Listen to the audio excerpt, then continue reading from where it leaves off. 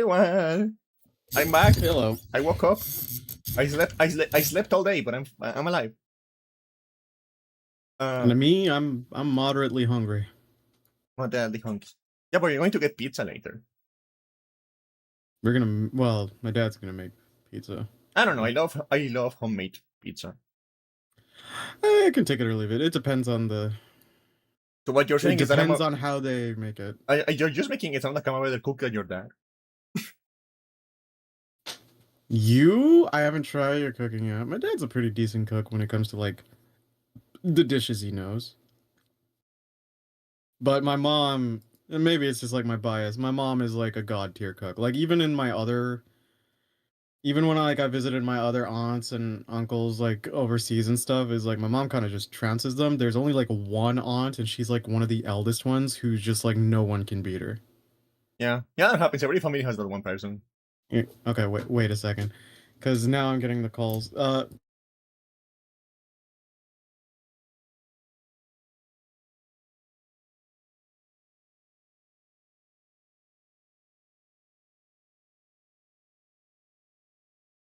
So how is everyone today? I'm a sleepy little girl. I'm a sleepy little girl. I think I'm getting sick. I'm a sick girl. And I go home, shimmy me. What energy do you think? Actually, let's wait for Nick to return to ask this. I want to know what he thinks. My parents keep calling my name whenever the pets are misbehaving. So my cat, she does usual cat things. She annoys people for funsies. Yeah, like me. And so my mom and my dad are just like screaming my name, and I'm just like, God damn it! Everything with them, like it ranges anywhere from this is a serious emergency to this is the most mundane shit you could be screaming my name for. Yeah. So I have to answer it all the same. So I go and they're just like, the cat's bothering us. And then the cat just looks at me, and it's just like, as soon as they yelled out your name, I know what I must do. And then as soon as I try to go pick her up, she just zoomies out and behind the couch, and I just look at them like, see, this is what happens when you literally telegraph that I'm going to show up. She's going to hide, so I'm not wasting my time with this. Figure it out. And I left. Hey, look at what I found. Looking at my desktop. What? Do you remember that shitty Silent Hill Netflix thing they made where they banned Kojima on the chat? Yeah, it was the funniest thing. Was that Townsend or was that a different one? That was a different one. Okay. Do you remember? Because they went on so many different fucking Silent Hill projects. Do you remember the stickers? Look at what I found. What? I'd have to see. It's drama. It's drama. Yeah, that's pretty solid. Apparently, if you because for some reason it was like a TV show with a season pass. So if you purchase the season pass, you could. Oh my god. Use the sticker. I don't know if it's worth it for that much for me, but yeah, okay. Or you can just download the PNG. Yeah, you could do that. Like I did, very clearly. Yeah, like I feel like most people would, honestly. Yeah, it's like NFTs. You wouldn't right click on NFT. Yeah, I was about to say it's just like it's just the angry person going like, "Don't right click and save." No. It's always a funny that thing about so much for not being a volatile asset. Yeah, like the thing about the fucking you wouldn't download a car. You remember that one? Those ads. Oh yeah. Apparently, download a car. Apparently, quite ironically, like both the font they used and the music they used was unlicensed. Oh, that's bad. Yeah, that's bad. Wait, I'm just sorting out some stuff. So hello, for those who may be listening, or those who may be listening into the future, Candy and I are here. No, chat is not. And nobody is sitting right now because they're on the Discord making fun of me because I fell asleep on my chair. Oh yeah, I don't think that's ever. Luckily, that's never happened to us in call. That's only ever happened to our friend Umbra. Yeah, so now they're making fun of me because I fell asleep on the coke chair. You gotta reclaim it. If you could you imagine how insulting it would be as like the stud or the guy stealing the girl that the guy that's watching you in the cuck chair falls asleep at your performance? It's like, Yeah. yo, you're stealing my girl, but it's really mid. Like It's like we have somehow discovered the male equivalent of faking an orgasm. yeah, it's just like, yeah, bro, you stealing her from me. Oh, my heart, it's break. I'm gonna catch some Z's. Wake me up when like you're done. No, you're like you're not you're like the ball, right? You're the stud. You're in the middle of it. You're like Mm. hitting it as hard as you can, and then you hear Ugh. just like from the coach chair, like from his phone, like, "Hello everyone and welcome to Smosh Reads Ready Stories." Today, Yeah, he's browsing through the oh, that's so sad. That's like the perfect instant revenge, really, when you get down to it. yeah. Oh. Oh, that's that. Oh, I've never had such respect for a hypothetical cock. That's how you take the control back. That's how you. Yeah, that is just straight up a power move. That is the funniest thing that you could possibly do in that situation. Oh, right. Yeah, so for those who are tuning in and in the future, Candy and I are reporting in around the time of the Summer Games Fest. All the showcases for Saturday have been done. We watched the Friday one, we watched the PlayStation one together. Yeah. And we'll report that later. And tomorrow is going to be, tomorrow and Monday, I think, are the last days, right? Yeah. Unless Nintendo I announces don't know. something. Yeah. The thing about When was, Nintendo is that they always when, announce it like the day before. Like, I don't know why. when was Nintendo's last Direct, though? I think in February. Oh, so yeah, they could literally hop one on this season, I guess. Uh, But yeah, how's your week? You go the first, thing about and then I Nintendo, guess we'll the jump thing, into. the thing about Nintendo is that they always announce it like a day before. Yeah, It's like yeah, that's true. it's like 2 a.m. and you're going to Twitter and Nintendo just posted, "Join us in 3 hours." Because they know their fan base. They'll be like, yeah, you'll be there. Yeah. Okay, before we go any further, I have to push this. Bless you, I guess. Yeah, thank you. Before My we nose is evil. before we go any further, I have to put this GIF on screen. I have been looking at this GIF on repeat all day. Someone replied to me What's with the this diff? GIF. Well, I have been looking at it on Alright. repeat all day. Don't worry, it's safe for work. It's cute. Yeah, well, I mean, it's your stream, so I would imagine that you wouldn't be so foolish to. Oh yeah, no, you've been spamming that gift all day. GIF all day. It's adorable. It's like, hello. Oh, he's a little baby. You know what it reminds me of though? What? That time Wooly and Reggie were watching the videos about racism as a joke, and there was this lady putting Yeah. like on Oh blackface, yeah, no, and then I know the one, and like it's a TikTok thing where they do the reply vid, yeah, right? And she's like she's doing makeup for like what appears to be what I can only describe like a design you'd see in like the Day of the Dead, yeah, but like right? color inverted, yeah. And yeah, and she's white, and so she puts the black on first, like the black face paint, and it's just the reply video is a is a black guy just slowly coming from the corner of the screen, and then she puts the gold paint on for the designs, and he nods like, yeah, okay, and then Okay, he okay. just yeah, and he just goes. Let me see if I can find it though. Was there a process that was It's interrupted? it was yeah. I love Reggie's so funny. There was like that scene where Wooly was going like, listen guys, and then like Reggie without missing a beat goes like incoming lies. And then Wooly breaks. Oh, that man's a legend. That video was the same one with uh with the like That was like their internet slop one, yeah. no, but like that was the same video with the speed running for getting called the N-word in Call of Duty lobbies. Yeah. No, because that guy's energy when he's going into like, what was it? Was it Rust first and then he went to COD? No. Rust is a map in Th- Call of Duty. what? Rust is the name of a Okay. map in Call of Duty. Oh, okay, no. What was Counter-Strike? Was it Counter-Strike he went to first? No, I and then think he was to... on Call of Duty the entire time. No, because I remember he switched up because he needed the speedrun thing. No, he was on Call of Duty the entire time. I think he just switched to The like a entire different. time? Yeah. Okay. But it's just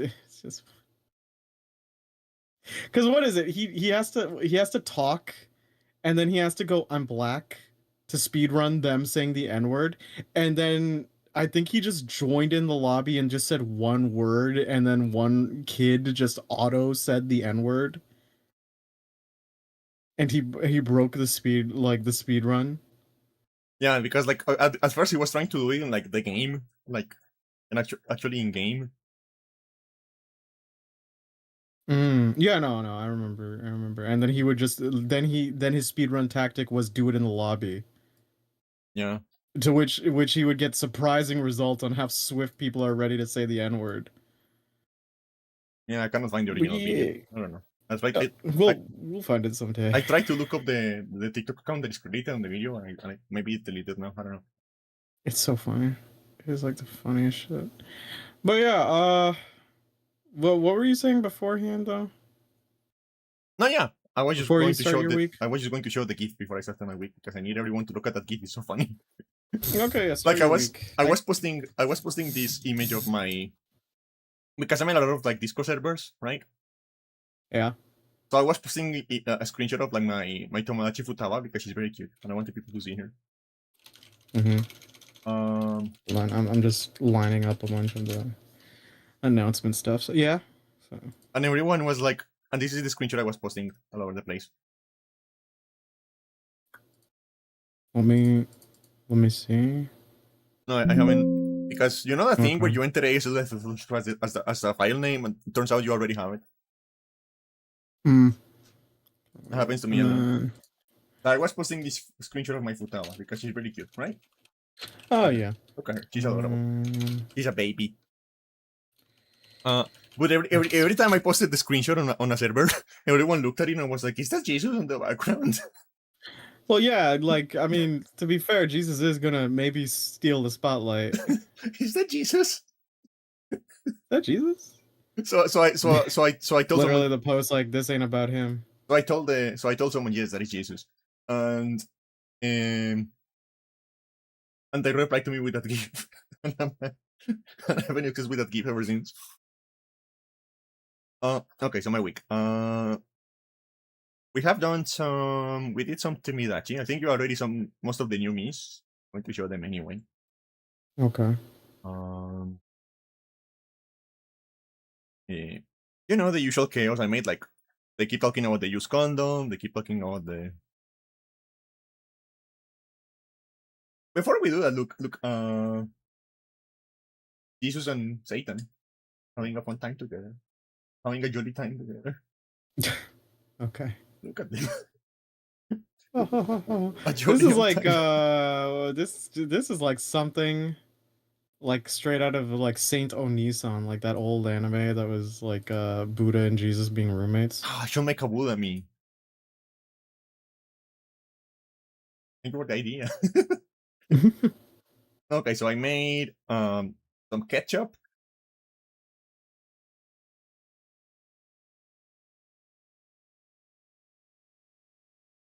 Which is shockingly good, shockingly cute for a bottle of condiments. I think this is the cutest condiment that has ever existed. Yeah. Okay. And the sun has a crush on him for some reason. Who has a question? Oh, the sun. sun. Yeah. Sun-dried tomatoes. Yeah. Then Delicious. I made.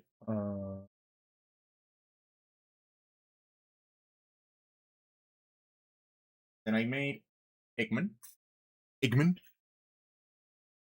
And you wanted him to fuck the moon, apparently. Yeah.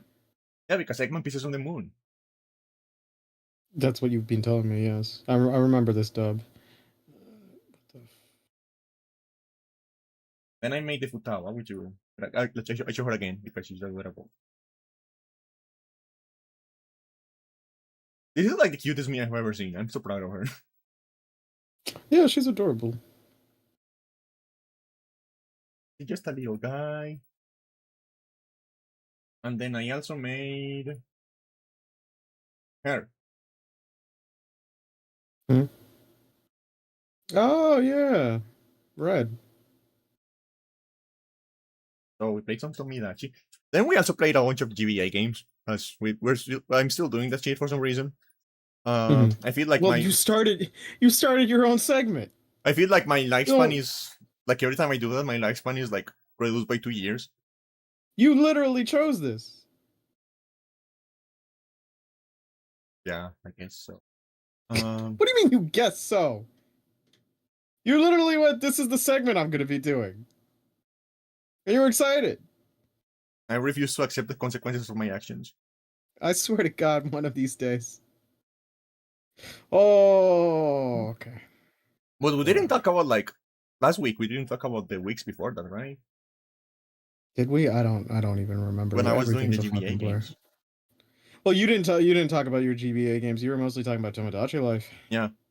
So let's see what well we played a couple of interesting games. We played a game called Skylancers, which is like a license game, and it is like because okay, you see a license game for like cartoons and movies. Okay, that makes sense, right? Mm-hmm. What about a license game for that fucking toy that is like a fairy that you put on a pedestal and starts spinning around and flying? What? You know those toys that are like a fairy that you put on a pedestal and they like start spinning and they fly?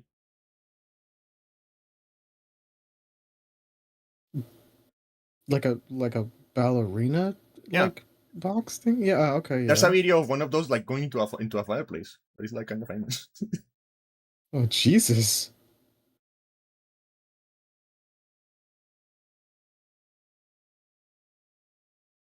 Yeah, it's a license game for one of those. And for some reason when you get hit, your character goes like, huh? Huh?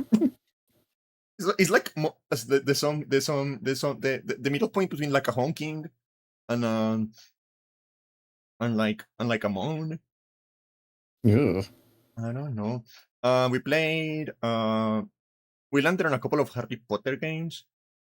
Okay. Harry Potter and the Prisoner of Azkaban. I was surprised by how good this one is. Harry Potter and the Prisoner of Azkaban for the GBA. I'll say like GBA tie-in games weren't usually too bad. No, they aren't. You remember the standouts. You know what? You're probably right. The bargain bin stuff that I did get, I was usually okay with. So yeah. Okay, so Harry Yeah, Potter and I'm ignoring all the stuff I didn't get. So yeah, yeah. Harry Potter and the Yeah. Prisoner of Azkaban. I don't know what would you expect from a Harry Potter game on the GBA? I just immediately just assumed some sort of 2D platformer. Yeah, or like a top-down adventure game, like Zelda-like maybe, right? For Harry Potter, I wouldn't really picture it. I don't mostly because I don't remember too many top downs from GBA specifically, but that's because I wasn't really looking for them. What about a JRPG? Because that's what this one is, for some reason. You know what? I guess I could see it. It's not the first thing that would ever come to my head, but Harry Potter works in RPG mechanics. And it's actually really good. Surprisingly good. Yeah. It's a shame I cannot stream it because of the fucking beach. Ugh. Yeah, fair. Fair. Then there is we finally got one of the Castlevania games. The first one chronologically, which is Circle the Moon, Mm-hmm. which is really good. I love that. I love the music on that game. Despite the fact that it's all remixes of old music, these are really good remixes. Well, I mean, like, yeah, most of the Castlevanias will remix a lot of like old themes, like you know. Yeah. What is a Shaman King? Oh, I think you played a game I used to own. Shaman King is an anime in which a bunch of, if I recall correctly, a bunch of people who can harness the power of ghosts fight in a huge tournament to become god. Or the Shaman King. Oh. I don't know. I mean, it was fun. It was the game fun, but I didn't know anything about it. Is it the one where it kind of plays like Pokemon, where you have to collect them? No, some guy showed up and stole a book from one of the girls, and then there was a platformer. Oh, there's a platformer for GBA? Yeah. It's called Master of Spirits. I would have rather played this. I played the fucking Pokemon-like game. I mean, the Pokemon one wasn't that bad, but it was like it wasn't good too. Actually, it was kind of more like SM. Was it more like SMT? I would get to fuse my spirits. I guess it would be. Yeah. Yeah. Then we played a game like probably one of them I love because Shaman King. I have been baffled by a lot of like really wild games, right? As we do this. Yeah. But I think the most baffling was one called the Cheese Master.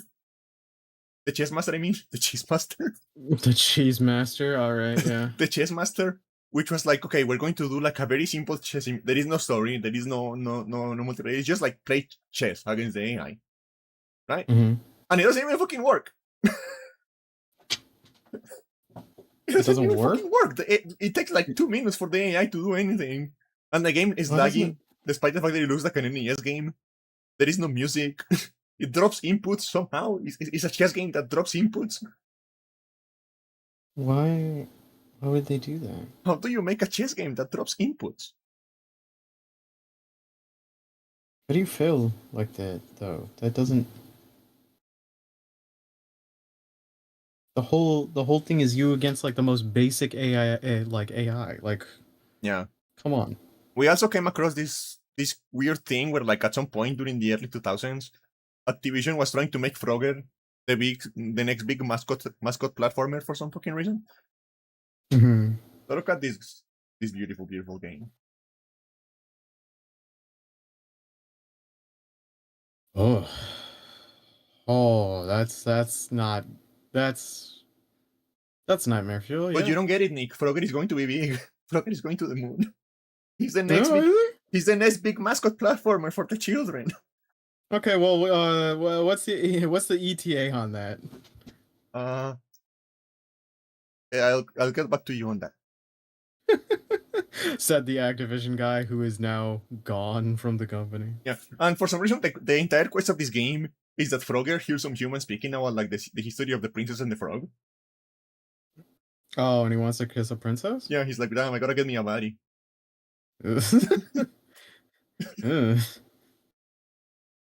Then we played another Harry Potter game. Okay. Which is the next one, the Goblet of Fire. Which was so like, because the thing about like all of these Harry Potter games are like completely different. I don't know why they just didn't make one thing that worked, but like all of these games are like completely different, like completely different genres, engines. There's kind of a coolness factor to that though. Yeah. Like that feels like something like old era that they would never do now, is like have like different entries in the series be like different. Yeah. To be fair, that works for like licensed games, but like, yeah, we would never get that for like, oh well, I guess you could argue Darksiders. Yeah. But yeah, anyway, go ahead. And this game was bad. It was like a top-down Zelda style thing, right? Except it was like level based, and the levels were way too long. Like I spent like an hour and a half trying to finish one level. Oof. And the game, there's like a lot of puzzles where you need to like rely on the AI because all 3 of you are like in every level, right? You know how like you have like the three stupid children, right? Yeah, Ron, Hermione, and Harry.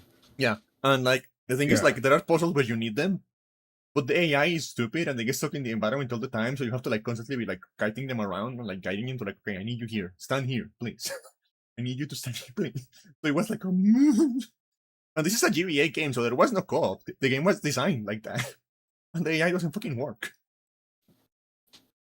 Why even do companion stuff? Why not just have them as like some sort of base assist or just party members? I don't know. Like not movable overworld party members, but just like, hey, maybe I can the Pokemon equivalent of an HM slave. Like just make them teach them for moves for specific puzzles. Yeah, or like like it actually worked. Like having all 3 of them on the party at all times worked on the last one because the last one was like an JRPG. So like of course you have a party.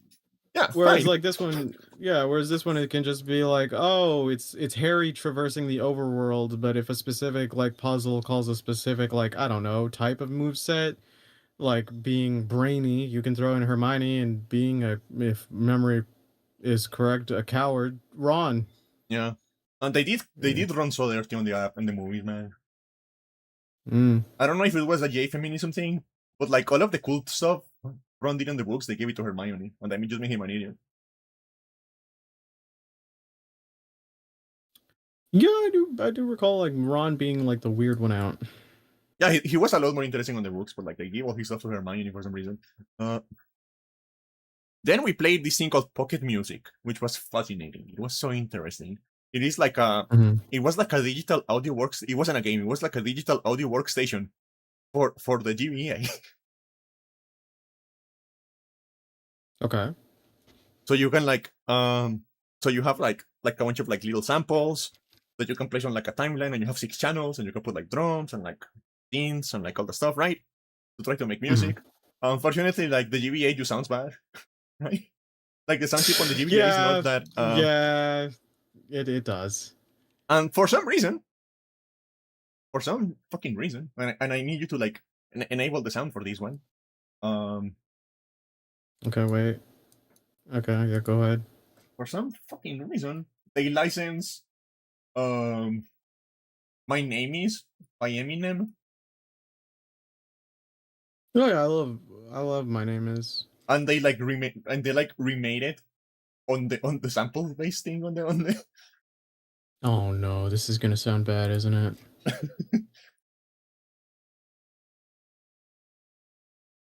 Oh, I forgot.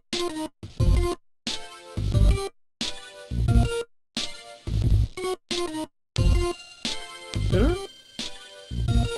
You know, this isn't that bad. I don't know, but I just found it really funny that it's like the one song. I'm kind of vibing to this actually. Oh snap! Yeah, like the problem is, Nick, that because the GBA has like 2 MB of storage, that is the only voice we have. So he just repeats that the entire song.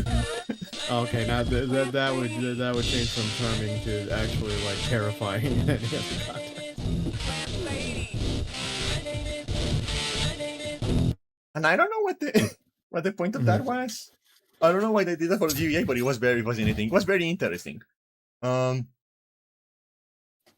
I do recall like there was like a time where you had like I don't know the kid games, be they Flash or like yeah, I know there were your a take couple home of consoles where it's like it's essentially like the most bare bones version of like Garage Band or yeah. something. I know there were a Yeah, or couple of Fruity them. Loops. I know there were a couple of them on the DS that were really good. Mm-hmm. But of course the DS, the, DS seems made for it, yeah, yeah. the DS had way more storage, so the Way sound better chip was sound. way better. Uh, Yeah. and also you had a touchscreen, so Yeah, yeah. It just works way better in that kind of interface. yeah. Then we played a game called MayaDB, and I'm just mentioning it. I want to ask, do you know MayaDB? Was that a thing when you were growing up around here? Then kind Is of, that an animated series for Cartoon Network? I don't know. MayaDB is like a bee, like a little bee lady. Hold on. Maya the Bee? I think she's German. No, no, I'm thinking of something else. I've never seen this bee ever. I did see her a couple of times on like the national television TV station growing up.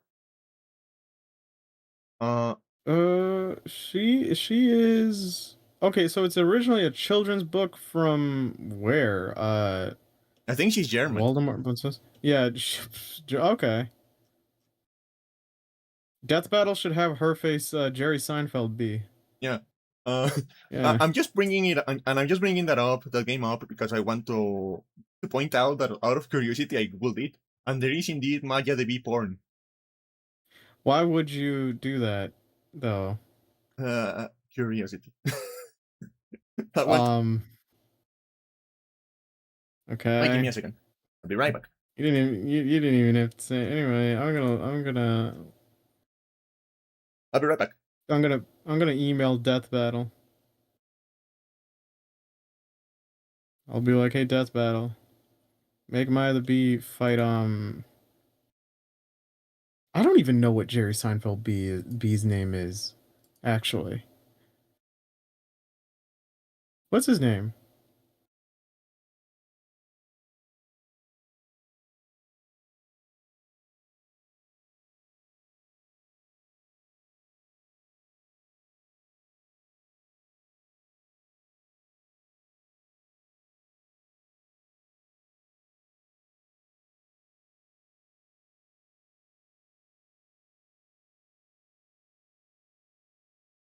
Oh, what? Wait. Okay, I'm back. What were you talking about? Uh, I forgot. Like, What's the name of the main B and B movie? Like, will Jerry Seinfeld be? I don't know. Barry? I think he's Barry. Is it Barry? I think his name is Barry B. Benson. If memory Okay. serves. Okay. I was just gonna say I should email Death Battle to animate Maya the Bee versus Barry Benson. uh,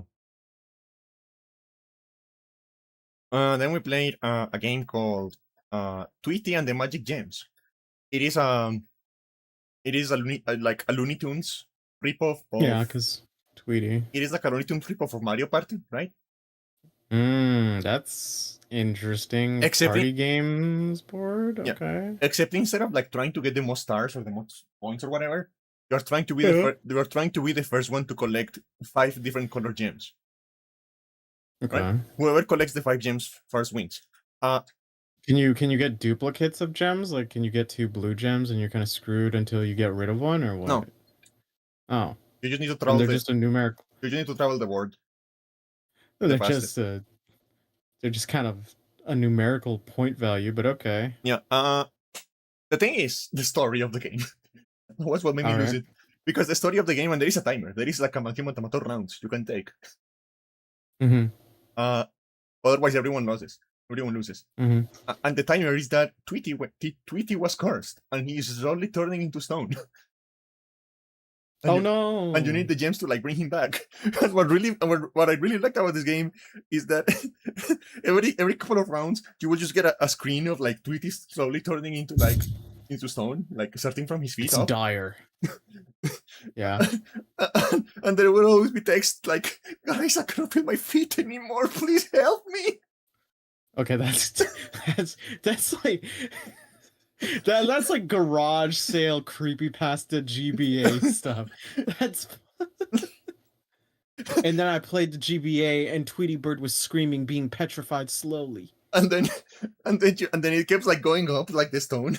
And he's like, please, it's getting to my head. I'm not going to be able to speak anymore. That's so frightening. What does Sylvester do? Does Sylvester he's one of the playable characters. But Sylvester's trying to save Tweety. I guess he would want to save Tweety because he wants to eat Tweety. So yeah. Okay. And then you get to another one where he's like higher up and he's almost like completely covering his beak, and you just get like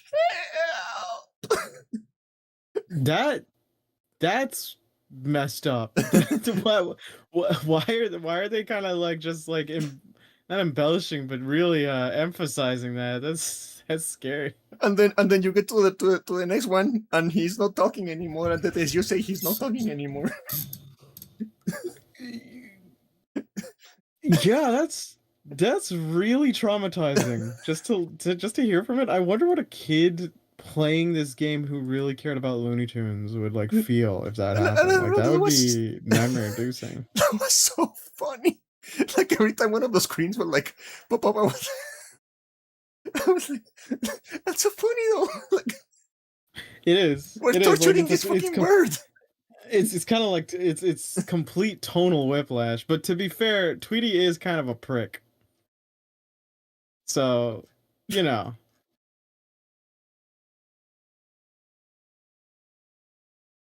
I found one.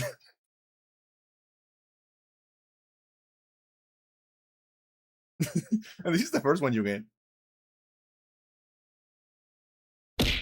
Ow. Hold on. Thank you, Star.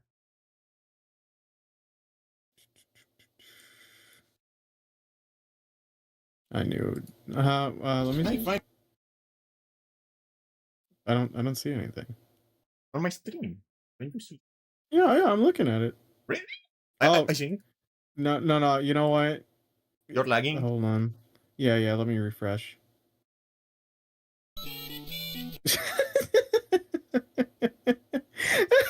That's so messed up.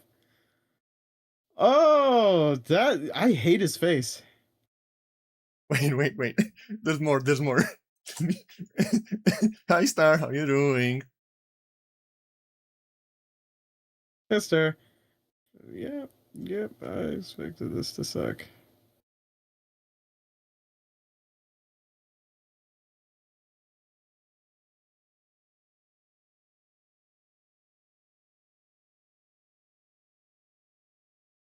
Oh my god.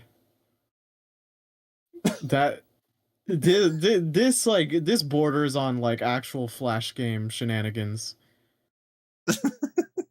Oh, glad you got your steps in, Star. Yeah. Healthy. And then there's the next one.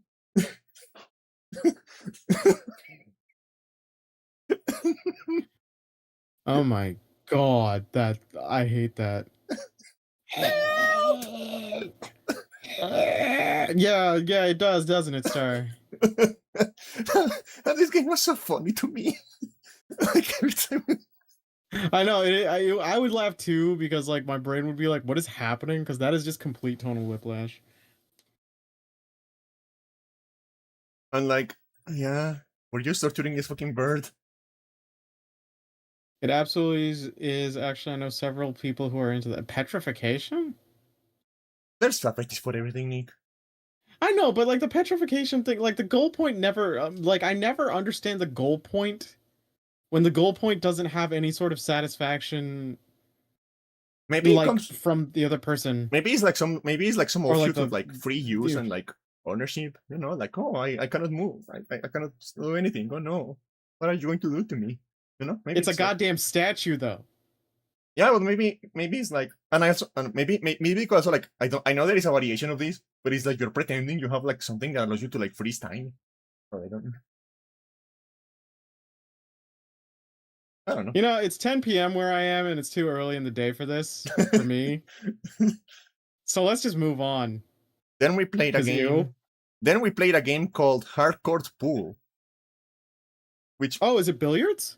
Yeah, and my first thought was like billiards. My first thought was like, is pool? How fucking hardcore can it be?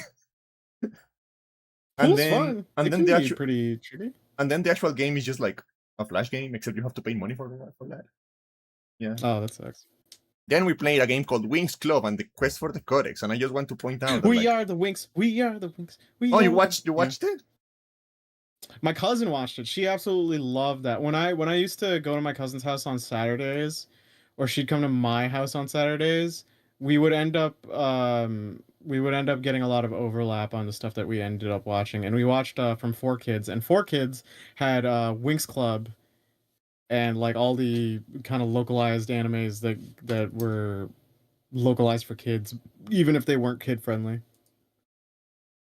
Oh. I got a Drippic with Patrick. Drink? Who's Patrick? Hold on. And I just want to like, I had never seen Wings Club before. It like flew over my head, right? I never watched it, so this was like my first exposure. And I got it mixed up with like witches or whatever that other one was. Yeah, and like my entire train of thought is like, are those outfits not a little bit too much for like a children's show? You can make the argument that's the case for like anything in the magical girl genre, though. You could seriously make that argument for a lot of magical girl shows. And like those bodies, like those body proportions and those outfits, like. Yeah, it is a bit. Yeah, I think also like that was like common in that heyday too, with like brats as well. I think. Yeah, Star meant drink. She meant drink. Look. What argument I had to pause because my grandmother walked in? I don't know. Okay. Look, she got a drink with Patrick. Aw. Neat. Patrick. Yeah, he's adorable. Then we played. Do you know like this series of video games that is like Backyard Sports? Are you familiar with those? Sounds familiar, but I don't think I would have remembered the ones from the GBA days. Wait, Backyard Sports. Was there one for Wii? I think there's a lot of these games. Yeah, that might be something my cousin owned. Hold on. Yeah, there was Backyard Sports for Wii. I recall this, but I don't know for GBA. Let me see GBA's cover. I just don't get why there's so many fucking games on this franchise. We have played like 5 of them. We have played like 5 of them so far, and there's still more. Well, it's how they capitalize on profit rather than kind of like making a bundle, right? You And, just like, like I don't know, those kids are so nuts fucking and ugly. shit. Those kids are They so are. fucking ugly, and like, also baseball is just like, I'm just going to say it. Baseball and American football, American sports are stupid. Baseball's kind of fun if you watch it in person, but It's too I won't fucking like long. it. There's something fun to it. I don't know. I've been in. I've watched some baseball games in person. Would I watch them on TV? No. It's too fucking But yeah, long. yeah, but that's also because your attention span is pretty shit. No, it's because the game is like 6 innings, and we're like an hour into the game, and we're only like on the second inning, and it's like, what the fuck do you mean? What do you mean? Wait, no. When you're in the sixth inning, you're on the sixth inning. No, the game What are is you six. talking about? The game is like a total of 6 innings. Like the length of the game is 6 innings. 6 innings. Oh, you mean the actual GBA game? Yeah. No, like Okay. it is like a maximum of like the length of the game. That is the length of the game. And we're like in the second Oh, one, 1 okay. hour in. And it's like, what do you mean? Oh, okay, yeah, that would suck in a gameplay sense. Cause like in baseball, like when I was watching some of the games, it was like what was it? Maybe 2 hours was like the match that we watched. So yeah, That's too long. it's not the worst thing. Soccer games are like 90 minutes. That's also not too bad. Yeah, and I think that's too long. I think sports should be like 30 minutes max. You're a crazy person, so no. Hey. I'm sorry, Candy. Person who goes, I don't like playing sports, I don't like watching sports, but sports should do this. Oh, good news. Good news, everyone. I have 6, 7 followers on TikTok. Let's go. six, But yeah, seven, 6, 7. I mean, There okay, are you can like make an. two children on my neighborhood that they're like friends, right? Mm-hmm. They're like friends, and when they see each other, they don't even like say hello anymore. They just go 6, 7 at each other. Oh god. What was I gonna say? The thing that I can sort of agree with certain sports games is ideally you would like to watch like the athletes like in their prime state for their match, but there is kind of something interesting on how they have to play smarter as like this battle of attrition with stamina and stuff like goes into and how they strategize. You can get really invested. That being said, there can be very boring baseball matches. Yeah. And I don't really like American football much.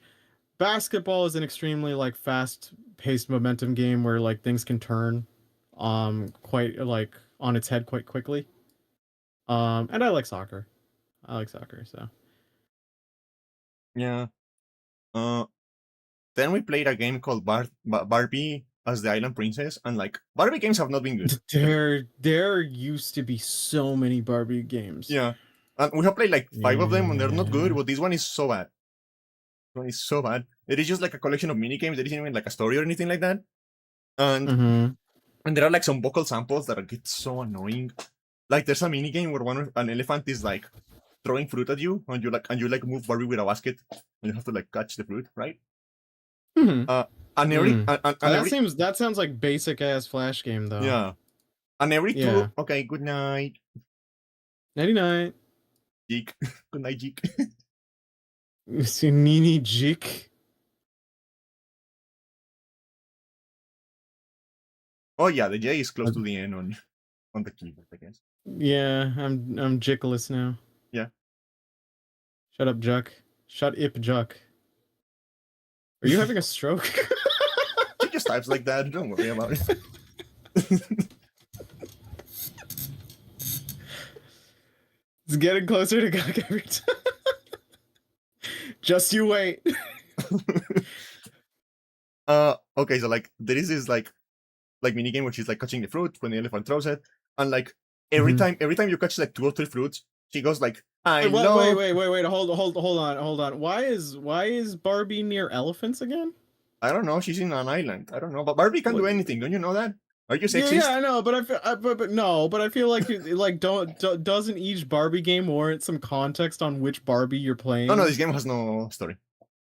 Okay, because like part of me goes like, you know, it'd be weird. It'd be a really weird juxtaposition if like Barbie was just like a heart surgeon, and then immediately the next scene is her just like, I don't know, knitting in a factory. Like I don't know. This game is just like a collection of mini games. That's all they do. It's just a mini game one. Okay. Yeah, and like every time you collect one of the fruit, like okay, so the fruits are coming, and you collect one, two, and then she goes, "I love fruit," and then she does that again every time you collect another two fruits, and she does it on a loop, and it only needs one sample, so and she says like once every 15 seconds, "I love fruit, I love fruit, I love fruit, I love fruit." Do you think everyone around Barbie's concerned? Yeah, probably. Like they're just like she's got like an ongoing identity crisis, but she's always smiling, so it's really just like it's really uncomfortable when you're near her for too long. Yeah. Then we played a game called we have played a bunch of SpongeBob games, and you know what I'm thinking now? What? Why was SpongeBob so obsessed with underwear? With what? Underwear. There are so many underwear jokes, so many like underwear gags. He's on his underwear all the time. Oh well, the I don't necessarily remember it being such a majority, but I do remember the time where he ripped his pants. There are plenty of scenes where he loses his pants because it's just like a humiliation, just like I'm a loser. But like, there's also the funnier one where it's like I think Patrick and SpongeBob hate each other for the first time, and they're in that fighting ring, and then Yeah. their shorts rip off, and then it's just like pink, yellow, you do care. It's And like then the Patrick fun. is like, these were white when I got them. These weren't yellow. Yeah, these weren't yellow when I bought them. You're just Yeah. like, Yeah. Then we played a game called Super Goals and Ghost, which is a port of the Disney NES game. Mhm. And this game is so hard. I was not able to finish the first level. Oh damn! Like it's really fun. Like I kind of want to like, keep trying, but like it's so hard. I do think I feel like older games though, like there was definitely a situation with like low resource games where like difficulty had to be skewed to get like the playtime right. Yeah. Yeah. No, but even, like this game is like I looked it up and it is like infamously hard even for the standards of the time. Mm. And there is a game where like like that guy on Marvel Wait, versus what Capcom, which is like what a genre is it? you need that guy, that guy in Marvel versus Capcom who is like a knight, or he's like 3 feet tall. Oh, I know him. Yes, Yeah, that's the game. This is his Sir game. Arthur, right? Yeah, Yeah, yeah. he's from Oh, this game. sweet. Then we played a game called Hugo the Evil Mirror, and this game sent me on like a rabbit hole Mm-hmm. because we played a game, and I'm like, Jesus Christ, this thing is so ugly. These character designs are so ugly, but there seems to have some budget behind them. So like, I need to Google it up. I need to Google it. I need to Google it. What is this?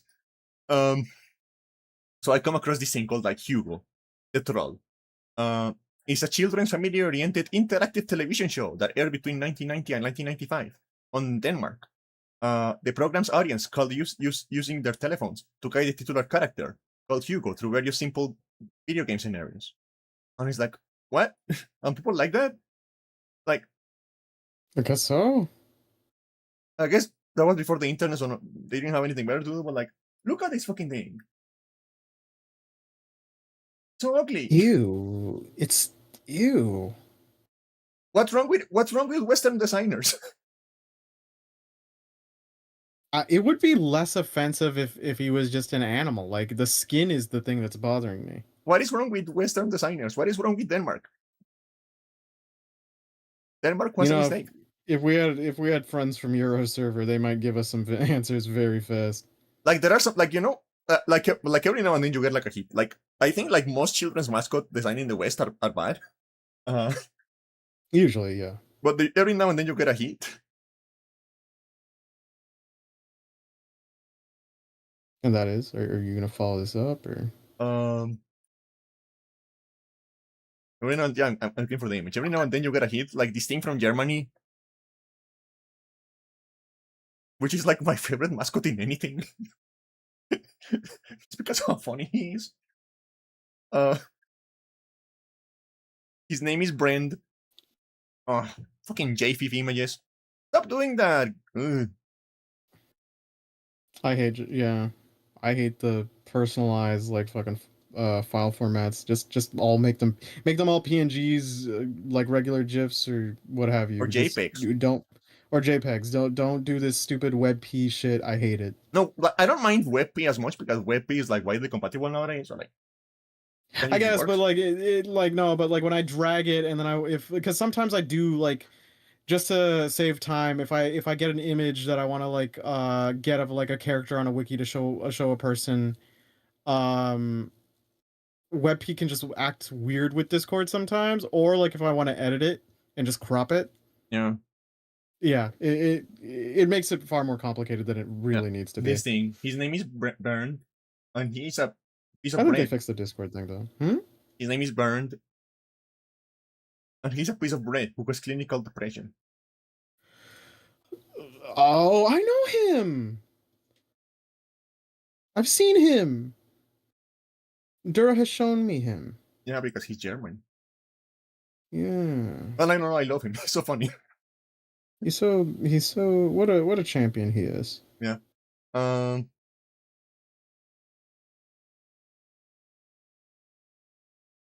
Then we played a game. This is another game that sent me on like what do you call it? A rabbit hole. We called a game called Glucoboy. Mm-hmm. And I'm like, okay, Glucoboy. I'm expecting like a healthcare mascot, right? So I open the game. Yeah. And I'm like, why am I playing as a child on like trying to capture clowns? What is the context for this? Why is this like an RPG Maker-as game where you're just a child trying to capture a bunch of clowns that escape from a circus? What is the context for this? So I looked it up. And it is like this fascinating game that like there are like basically no copies of it anymore. Like nobody knows where to find one.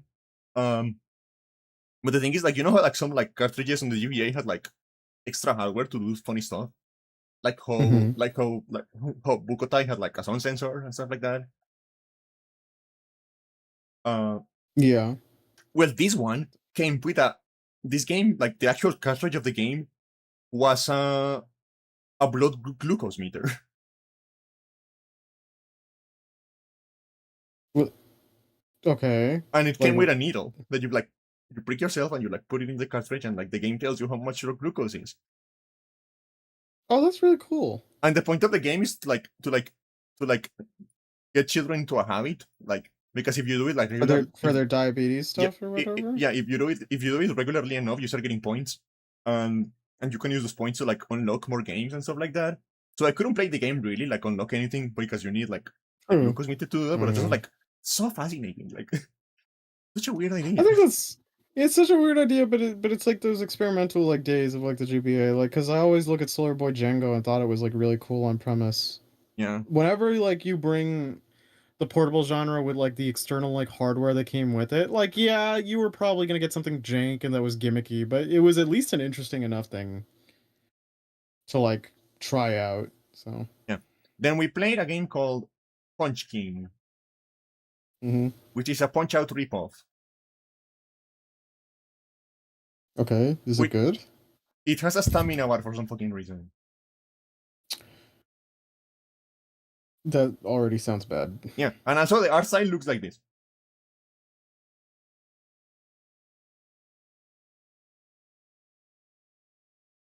Hold on. Oh, Yeah, that's the reaction I expected. Uh, that's your oh, trainer. oh! I don't like. You know how in Punch Out you have this really like round likable black guy who is your trainer.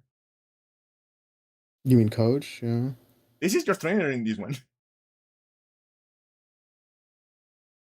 He's a he's a turtle disguising itself as a man.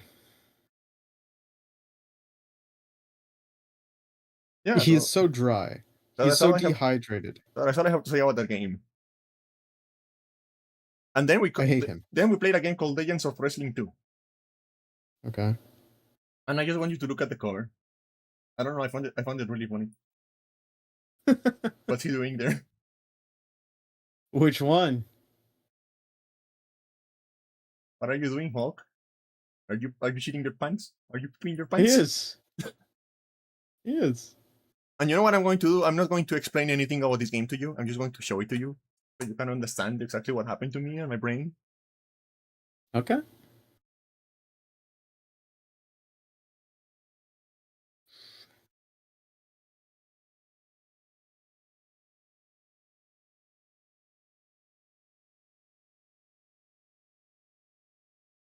Did I delete the window capture?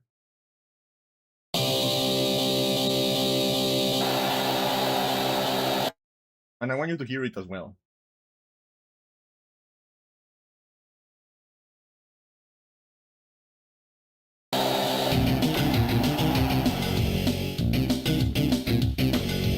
Oh, wait.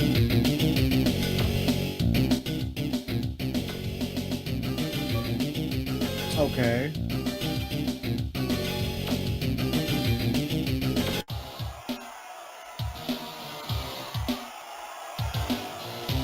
Why does he look so dirty?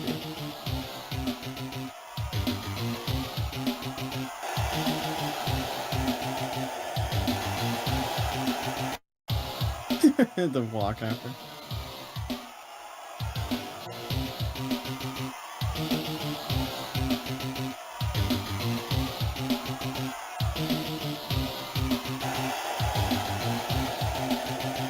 Oh, I got an ad now. Alright.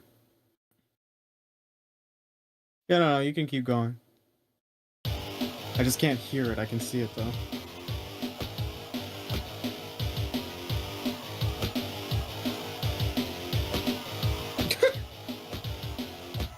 Is that just it? Yes. You just smack? Okay, you grab. All right, there you go.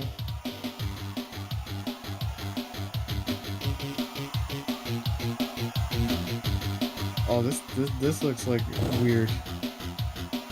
Oh, there we go.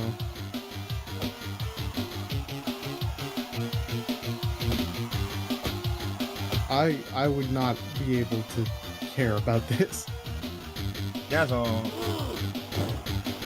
I had to play that. I finished the match. And Yeah. did I think? But like, I guess the question is, stupid stream giving me like a 3-minute ad I don't situation? know. Twitch is like that. Oh, I've been I trying hate to you, stop Twitch. I truly hate you, Twitch. Garbage platform. Knock on wood. Don't take money away from Candy. Yeah, but like I guess the question is, did I finish a match or did the match finish me? Oh yeah. Yeah. So then we play more Fire Emblem. And I think I didn't show you Happy. It gets very hard. Okay. Like she's very cute, like by default. Like I really like her design. Mm-hmm. She's the one that is cursed to like every time she sighs.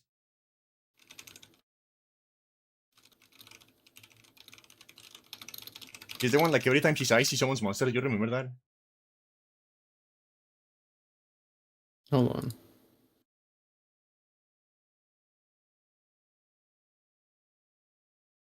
Yeah, it's still going.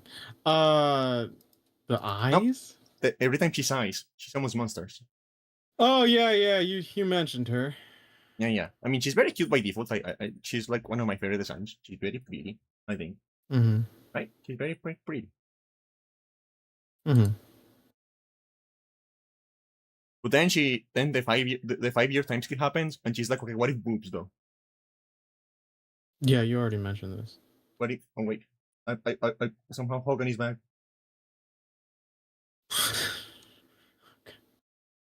What if boobs? What if I put a strap between my boobs?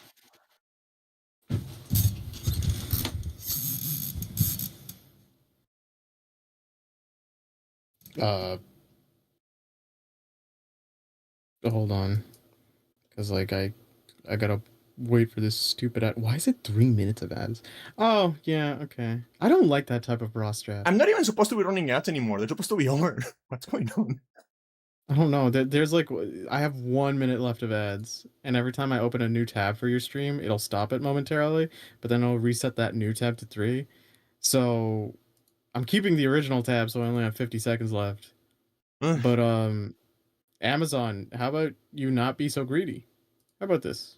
Yeah, let me turn off my ads, man. I don't even like them. Apparently we're getting ads for Christian organizations on my chat because Twitch thinks because Jesus Christ is in like the Malachi Island, I'm a Christian. Mm-hmm. If you run the Satanist ones, I would love Satanist ads like to just run alongside them. Yeah. Why am I getting an ad for an ear flushing machine? What do you mean ear flushing? You don't know what an ear flush is? No. It's just like it's literally in the name. Like they just like put a device to your ear and it like flushes out all the wax and stuff so you can hear clearly and it's clean. Oh, I don't know. I just use a Q-tip. Yeah, no, most people do, but like a flush is just like it's like super thorough. You like it like gets all that wax and shit out. Have you ever put a Q-tip so deep in that you sneeze? No, I've gotten it where like where like my nose flares up a bit. Or like I somehow feel it in the roof of my mouth, but never sneeze. Yeah.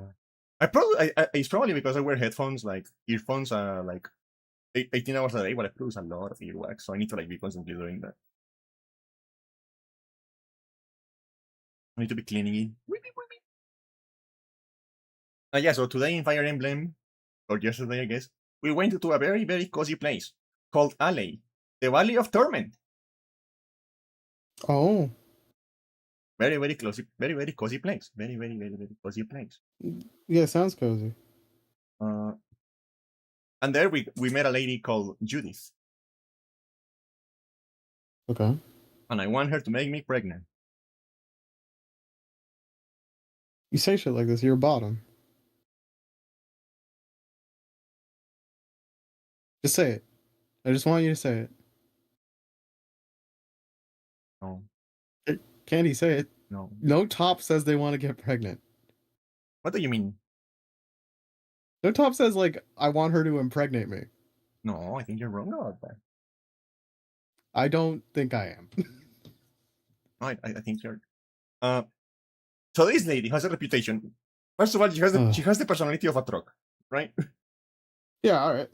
And she has a reputation for being like one of the scariest people in the entire continent, as far as like being a warrior goes and shit like that. Yes. And she's like in her 40s. I can respect that. And she looks like this. I'm waiting. She's neat. I like this design. I just want to put my head in there and like suffocate to death. Oh my god, I just fucking. Yeah. Unfortunately, she's not like this. That's so stupid because she sticks around your base. Like she's like a permanent like person in your base now, but she's not a playable character. So like, why is she sticking around then? Let her in my party.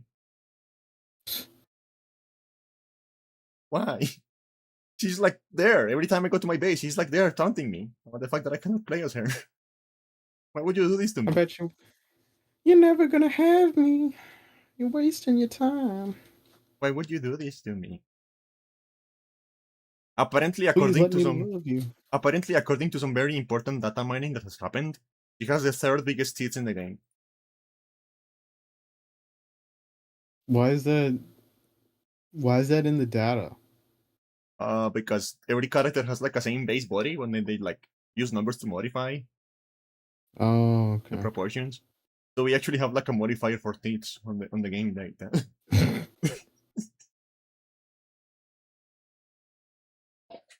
We actually have like a modifier for tits. The tit slider. The titty slider. Yeah, I guess that was the week.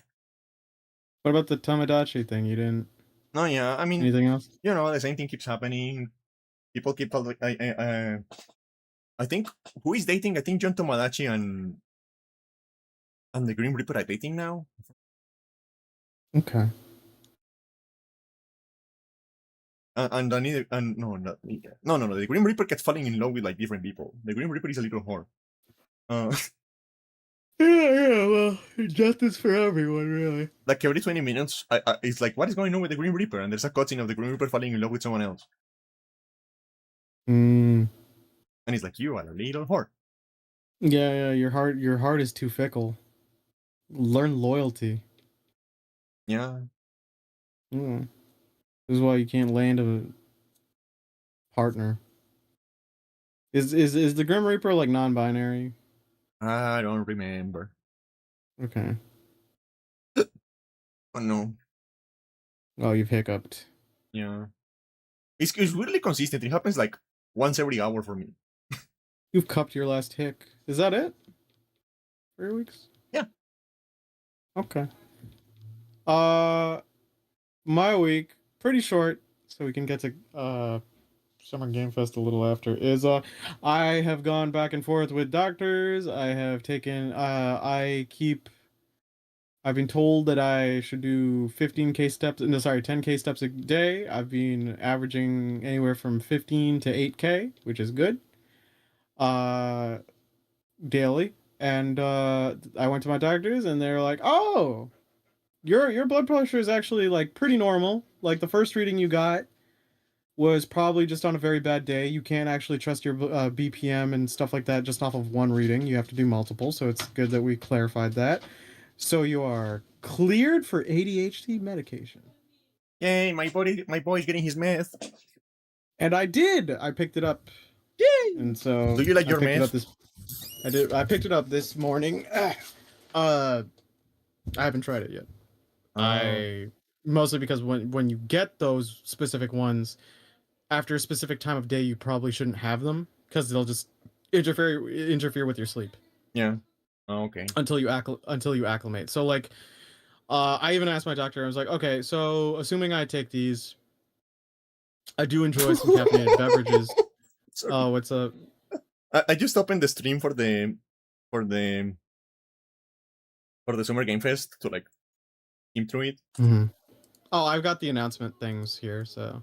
And I guess I'll link you them. I guess they're using Yeah. AI subtitles Oh no. because Joe Keely. Let me see. Joe Keely. I think people would like Joe Keely a little more than Jeff. There you go. Joe All right, Keely. I linked you the announcement. I linked you like the 3 big ones having their announcements so far. So what was I gonna say? So yeah, now that I'm medicated, this is cool. So like when you get them, so I talked to my doc about it, and they're like, okay, so I like caffeinated, like I was like I like caffeinated beverages, uh, and like to varying degrees of success on them waking me up. Should I worry about them because they they'll up my blood pressure and stuff, and like if I take them with this, and she's like, oh yeah, once you take these, you probably don't need caffeine anymore. Yeah. Like, oh, sweet. Okay. And she's like, yeah, and make sure to like take them at like 7 or 8 because they'll keep you up. They'll keep you up till near midnight.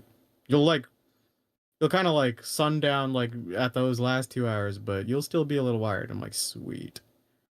So I'm looking forward to finally getting some more focus. Yeah. I went to therapy. Very positive times. My cardiologist said my blood pressure is in very good zones. They're like, after the stress test that we put on your heart is like we made you work out is like you did the full time allotted, and anyone with a bad blood pressure wouldn't be able to. So good on you. Have your delicious meth. And I was like, hooray. Nice. I have not been able to play any games. I keep on looking at Control and Distance, and I know Resonant is now coming September, so I should get to it. And so is everything else. Yeah, that's true. I mean, to be fair, like I don't know how many games I really care about coming in September versus like whatever. But me and my friends are planning to watch Sheep Detective soon. Tuesday, Wednesday. No, is it Wednesday? What day is the 10th? Wednesday. Yeah, it's Wednesday. And then I'm trying to think. I got some chores done, mostly errands, not anything big. So yeah, that was mostly my weeks. I can't wait. I can't wait to wake up and then inform you about taking meth. We need And a full now, meth report. Next week we need a full math report. Yeah, just progressively over the course of the podcasts, I'm just like, yeah, that's cool. Fire Emblem's cool. Hey, could I borrow like 5? This is the 10th time I've like wired you money, Nick. You're like, yeah, you know I'm good for. Yeah. But the joint thing in our weeks was we've all been watching Summer Games Fest. Just on a disclaimer for a bunch of them, because Candy and I didn't watch necessarily all of them. We have one goat friend in our chat who does, and he takes notes of all of them. We won't really be talking about Black Voices in Gaming, Shack News, Latin American games, even though Latin American games especially tends to have like a lot of Metroidvania stuff that I like. Woman-led games. What else were the other ones? Those big booty Latinas and the fucking Metroidvanias. They cannot keep getting away with this.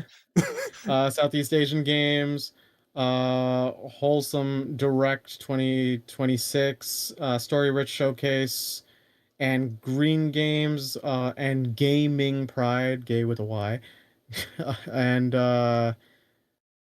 Frosty. I did watch a bunch of them, actually. Only missed a couple that our friend said were boring. A lot of cool indie stuff. Not necessarily all for me, but like check out their like showcases on YouTube to see if there's anything cool that you want, or just like go onto a game journalist site and type in like announcements and see if there's anything you care about for a quick scroll. Hey, Silent. Kenny and I are just gonna talk about like the stuff we saw together for 2 of those showcases, and then the future game showcase. So the first one we saw was like all together was the PlayStation showcase. Yeah. Which was the state of play. So yeah. The first thing that showed up was what was it? Wolverine. Was it Wolverine? Yeah. Yeah. I'm glad that they got it out of the way. Which I'm never going to play because Sony doesn't do it, because Sony. Because Sony? Oh right. Yeah, I'm never going to play this game. Yeah. I might. Wolverine's not necessarily even my favorite go-to for the Marvel universe. But it is kind of cool to see like something more gory. So yeah. Like I don't know, maybe it's a me thing. Maybe it's like a me thing, but I just don't see myself. No matter how much money I get, I never see myself spending more than $250 on a console. I think it's also just like well, to be fair, I do buy consoles, but it's just like especially with this gen, they've made it really hard to justify it because of very poor management. And now, in this state of play, it seems very much like a course correction, where they're going like, okay, we understand like we kind of screwed up with the live service thing, so here's a bunch of like exclusives and single player titles to really boost your confidence on an investment or maybe sway you, because yeah, the PS5 has had an awkward life on managing because of live service investment. So yeah. I feel like if the discussion was a PS4, I'd be like, yeah, no, the PS4 is totally worth it. With a PS5, I can kind of see the arguments where you'd go like, yeah. Yeah, but you can emulate the PS4 now, so like, who gives a fuck? You can. A lot of like now that a lot of these are just like essentially like just machines with like what, a Linux variant, like a distro. OpenBSD is different. Yeah. Okay.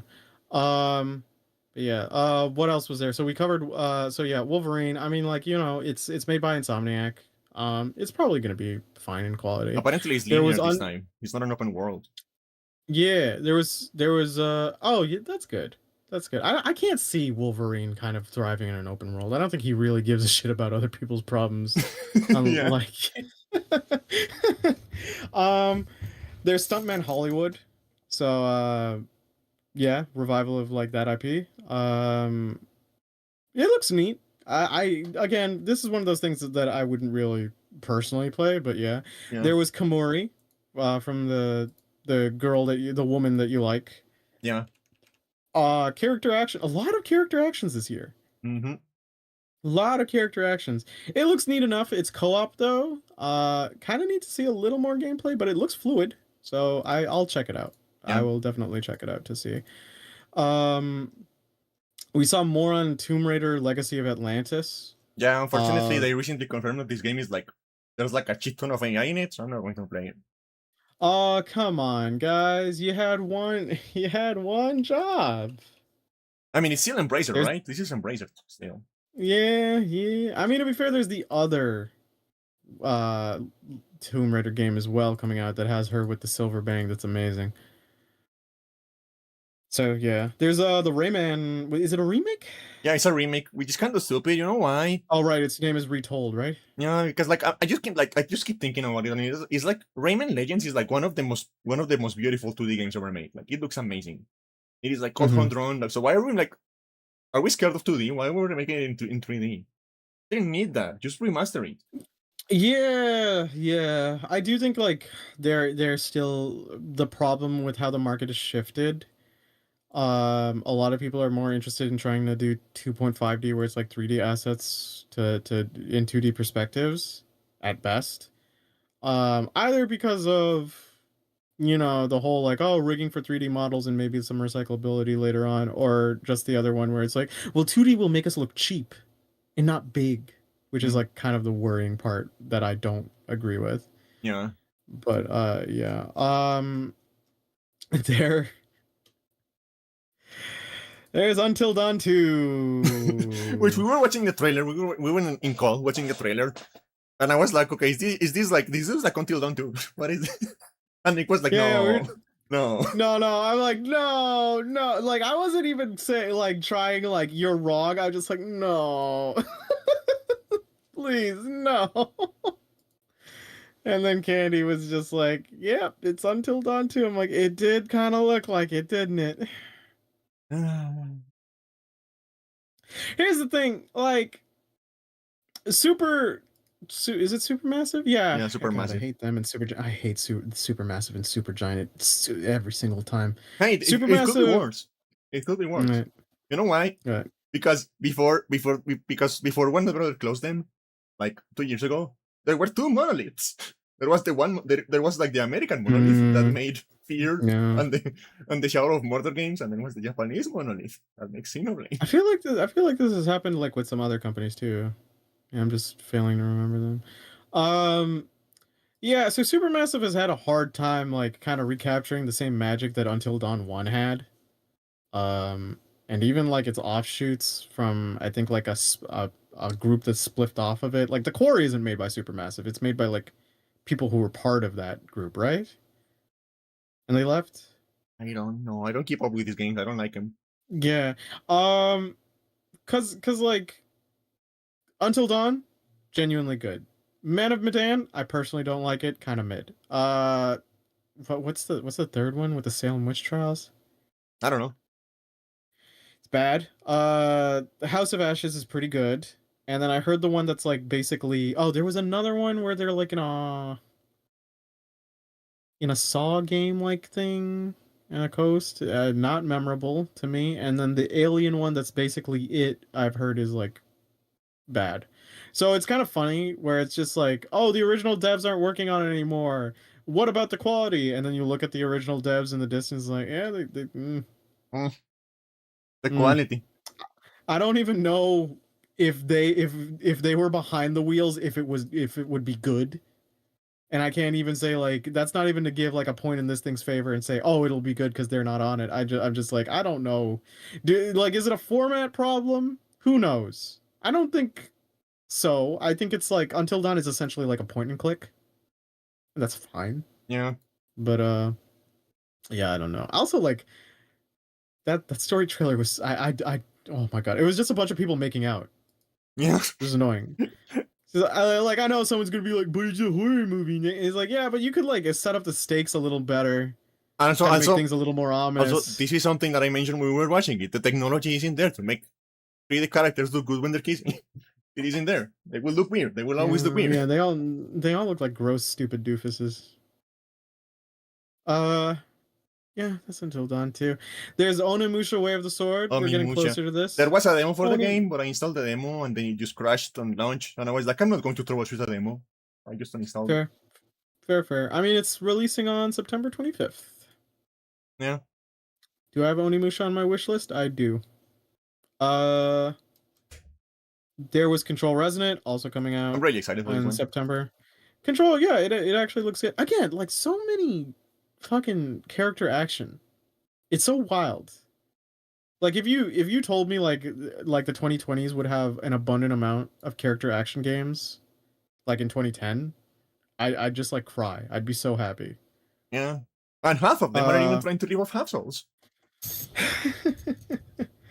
Which is like there's I Phantom feel Bl- like we need to like make a distinction, right? yeah. Because there's so many of them that like there is like a category, Hmm. which is like Lies of P and the Neo games, right? Yeah, Which they're are like they're they're souls and born likes, which are yeah. the Souls likes, right? Yes. And then Yes. everything else is Souls slop. Uh hold on. Wait, I need to be back. I need to be gone in a second too.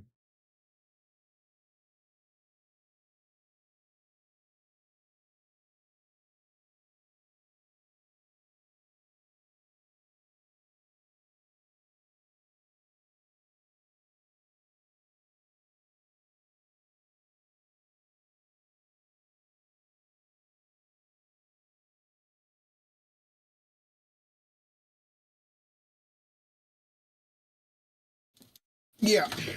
I have to help someone with something.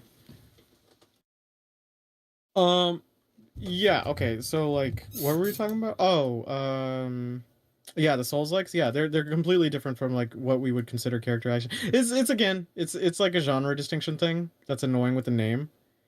We could literally call them like spectacle combat, which would probably be a better one. Candy? Hello? Oh, she's not moving. But I hear noises. I'm back. What were you talking about? Oh yeah, no. I was talking about like I agree with you because like it's obvious. Like yeah, you don't really call Souls likes character action, even though the genre name is pretty like broad, like a lot of genre names. We think of them. She wants to get a character. We usually call them like character action when we were talking about things like Devil May Cry, which are Yeah, hack and slash, or like spectacle combat, or spectacle fighters, as Yahtzee calls it, or even like hyper action and stuff like yeah. that. But Those are more applicable. when it comes to like, the distinction, I'm more talking about like the Souls like that actually get it, and everything else. Mhm. So like Yeah, yeah. there are I Souls get what like, you mean. there are Souls likes, and then there is Soul slop. Yes. Yeah, I'd agree with you. There's a lot of Soul slop. Dur and I were having this conversation where we were watching the Future Game Show together, and just the Future Game Show is a pretty decent mix of like, games of various levels of production and your share of like indie games, right? And it's like there's this thing where people fillet the indie scene as and like there are times where we criticize the AAA scene, which is, I mean, rightfully so. But the AAA scene usually gets called soulless because it follows trends, and people like go like, yeah, they're the ones who follows trends. It's like indie games do too. I made a roguelite. You don't want to play my roguelite? Yeah, we were making fun of that. We were making fun of another deck builder. We were making fun of like more like like Souls likes, and it really came down to the discussion on like how original can you truly be. But it's like, it sounds cynical. You don't have to be original, but I feel like if your design ethos on your game starts out with we should be like X and Y, rather than kind of fortifying your own identity first and what integrating that Yeah. other stuff. You don't have to be original, Yeah. but you don't have to be original, but you have to ask yourself: am I making a game I will play, I will buy if I didn't make? Hmm. Or like, if you really love that genre, I feel like maybe when you design it, it'll come through. But if you're going like, oh, here's the idea first, or like it's like here's the idea first is like, well, what would people, what would like cater to the most people, is like, oh, probably this genre, and then you just slap it on, is like how like what would have been the thing that would have been that game's gameplay if you didn't go for like that whole like, oh yeah, we should do what's proven to work situation? Would you have come up with something original? Would you have come to the same conclusion, etc.? Yeah, With some games it definitely looks like it's just like you're doing what you think is the safest thing to do, which again, it's, games are also like a product and a business, and I understand these people have work, so yeah. But like, the problem that comes with it is if you do this in a competitive market and you get saturated and you're fighting a bunch of other indies, it might just boil down to which one looks prettier, which one has better like which one just looks better off the bat to play. Yeah. So, yeah. Uh, Phantom Next Blade one is Zero, Phantom Blade Zero. The which one me and you joke every time we see it, where it's just like, like they yeah, it keep looks announcing nice. it. They keep announcing it. They keep announcing it. They keep going like more footage of Phantom Blade Zero, and me and Candy don't have any strong feelings. We're just like, yeah, Yeah, like it's I nice. will probably play it when it's like $10 or something like that. I won't, but I'll be like, oh, it's neat that you played that. Yeah. Silent Hill Townfall. Yeah. Which like Uh, it is that question we have in the back of our heads. Do they actually have like a cool idea, or are you just doing first person because Capcom this first person? We were talking about this. yeah, because like that's kind of the worry on an industry that's very ready to show its influences on its sleeves, or like trying to mimic its competitors. I don't want to be too cynical. I mean, like I've heard really good things of Silent Hill F, and I initially had like some shaky faith in that going in. Uh, but like a Silent Hill is also like, the spirit of like F is like you can kind of go more into combat. Well, this doesn't look like it, which would already set it apart from RE7 and 8, right? So, who knows? Yeah. Yeah. A Dune Awakening is coming to consoles, so Yeah, with brutal neat. melee combat. Yeah, and then it's just like a guy just doing the lamest kick known to man at a bad Yeah, frame like that rate. trailer was embarrassing. Like I'm sorry, but it was kind of It embarrassing. was really bad. It was pretty bad. I really wish it wasn't released so I could have crossed off our bingo of like Born to Die live service, Yeah. because that one eludes us to this day. No, but like the thing is, I think it Uh, already died. I think that's the reason that like shifting to single player. yeah, they're trying to disassociate from it. Marvel Token. This one's more for me. Yeah, you got the Doom Squad. You got Doctor Doom, Magneto, Carnage, and Green Goblin. Uh, yeah. Give me my two serious dudes and my scrunglows. Yeah, they're crazy. I hate them. Yeah. Let's go. I don't know why Black Panther Um, needs a woman, but she's really hot now. So I'm glad. yeah. There was that horror game Ill. Yeah, which looked Very, generic. is very gross. It looked generic. I'm sorry, but it just looked like it just looked like Yeah, it didn't strike any sort of like. yeah, zombies. I really Creepy. wish, as I get older, I really don't want to be cynical when I look at these things, but it's very hard for like a lot of these to leave lasting impressions, because they don't really have anything that can like, I don't know, that pops out. Like I didn't even remember Ill, but until we're looking at this webpage. Yeah. Same for the next game, The Lost Wild. Yeah, The Lost Wild. I don't. It's the one with Is the that the dinosaur dinosaurs. one? Yeah. Okay. All right. Is it like Turok? Do we know anything? Did they show enough gameplay? I think it was more like a first person like survival thing. I guess survival with dinosaurs is a neat idea. Yeah.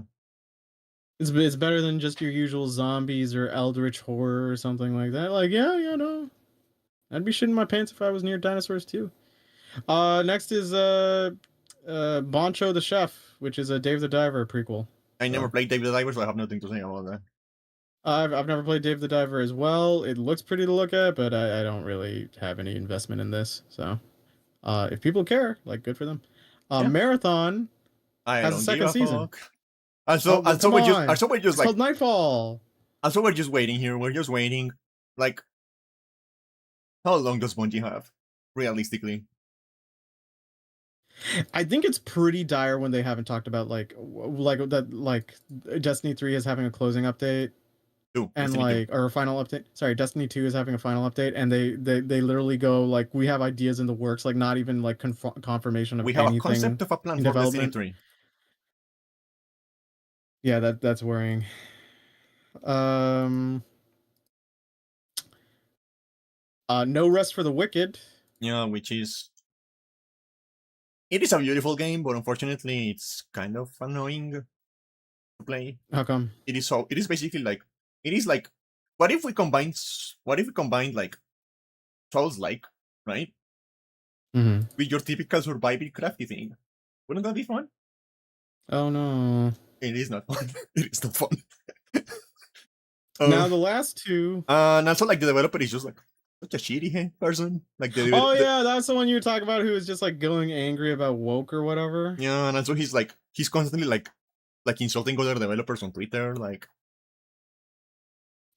Okay. like Well, every time Diablo 4, and I'm not trying to defend Blizzard because they don't deserve to be defended, yeah. but like every time Diablo 4 has an update, he's like, you should play your game instead. Diablo 4 fucking sucks. And he's Oh, like, that's a lot of confidence to throw at you, like to try doing that. and I was like, Though. I don't know, that's such pick me behavior. Like, you're a pick me, dude. You're a pick me. Yeah, I mean, like you can maybe try the same results if you were like depending on your style of like social media presence, because like isn't like the Sonic Twitter kind of like sassy, Yeah, right? but it's like ironic. It's Yeah, like for the yeah, like funnies. it's there's an irony to it, like with that or like Wendy's, but like if you're being legitimate about like being like this other thing fucking sucks, we're better, like it is kind of cringe to Yeah, look no, at. I don't think this guy knows what humor is. Like based on some of the things I have seen him say, I don't think he knows what a joke is. True. All right, folks. The next two announcements are for Candy specifically, and they end up the PlayStation thing. Dynasty Warriors 3 Complete Edition Remastered. We'll start off with the smaller of the two for you. Yeah, I don't know. You know, Um, I don't like remakes. I don't care. okay, fair. And the fun. I'm hoping because it would be really funny that they keep the shitty voice acting, the shitty original voice acting. You did mention this. But other than that, I'm probably just going. If I want to play Dynasty Warriors 3, I'm going to play Dynasty Warriors 3 on the PS2, man. Because Okay. if I want to play Dynasty Warriors 3, I want the gameplay of the PS2 Dynasty Warrior games. All right. And then the other one, which our other friend also loved, is Ace Combat 8: Wings of Thief. Oh yeah, baby, this game looks so good. Yeah. So there's like a land carrier that was fucking weird. That's just Ace Combat, man. And then there's the pink thing. Yeah. There's Tasha. Yeah. The girl with the pink hair. Yeah. Who is like, because the fact she's like a Duke. For people who don't What's know, a Duke again? Yeah. Someone from Yuktoania. What? You know how Ace Combat takes place in like a universe which is like a different Earth with different like countries and shit. Yeah. Okay. Yuktoania is one of those countries. Okay. And they're basically like the Soviet Union. Oh. Okay. So she's a filthy Duke. So there are two options for her. Right now. She's either going to use the fact that she's pretty to convince you to do a false flag attack. Oh God. Or she's going to die. Oh. Because that's what Dukes do. Oh. Okay. But yeah, it comes out on October 2nd, I believe. So Yeah. be excited for that. Candy will probably also blast the OST that comes along with it. Oh so. Yeah. She's a filthy Duke. Well, you know what? I fought for her trap. I would too. She wears the neck choker. Like I'm losing at all bases here. My alt E girl fighter pilot girlfriend asking me to do a false flag attack with her. Light novel fucking ass. Let's go, Papi Chan. Let's burn civilian infrastructure. So Summer Game Fest. I'm actually pretty happy that I put it on bingo. Resident Evil Veronica. Oh yeah, man. Which I don't know. It's so funny. It's so funny to me that they just like remove the code. Yeah. The code is dead. The code is dead, but Veronica stays. Also, just like people in my Twitter keep posting images of like the new Claire outfit. Yeah. Being like, how did Leo leave a woman like this? And I'm like, she's pretty, but let's be real. Ada is hotter. Ada is hotter. Oh, I disagree with you. Ada is hotter. I'm sorry. Ada's hot. Like, Ada's really hot, but like every girl that Leon's with, like, I would not blame him for settling for any of them. And also, I might be a little more on the camp of like, I don't trust Ada, so like, I'm just here going like, if she's kind of a detriment to my mental health, I'm not going for it. I mean, how much worse can Cold Mine get? How much worse can mine get? But yeah, so like this is kind of being the pattern for like, because we have our bingo card for the SGF like sort of like season if it were, and we luckily put Code Veronica and also like another fucking remake, but we didn't double tap it because we knew there were going to be more remakes. But Code V just seemed like the obvious choice. Yeah. Like My Capcom don't make an RE challenge fail. Like yeah, my only hope, my Mhm. only hope for the game is that like you get to kill Steve. I hate him. I mean, we're getting full on remakes. So here's so the reason Yeah, and why I want to Veronica kill. I is still want to kill. I hope we get like HD Steve getting killed.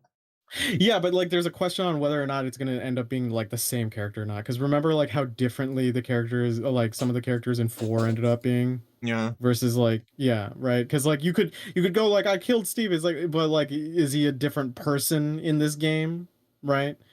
Like he's genuinely one Even of my. Carlos in 3 is like much different than Carlos in 3 original. Like Steve is genuinely one of my most hated characters of all time. Like Okay, he's genuinely up there. I fucking fair. despise him. No, that's fair. But what was I gonna say? Wait, I found some dynasty. Like, are you listening to the stream? Okay, yeah, sure. Or would you prefer me to eat you? I'm sorry, but there's a large army approaching from the east. What? To the east?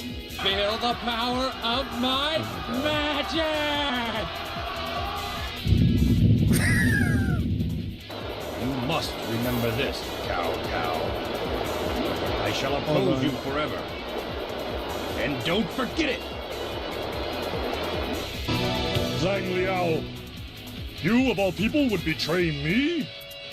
Such is the fate of one who lives in these times. You are no exception, Lord Lubu! You flaming idiots!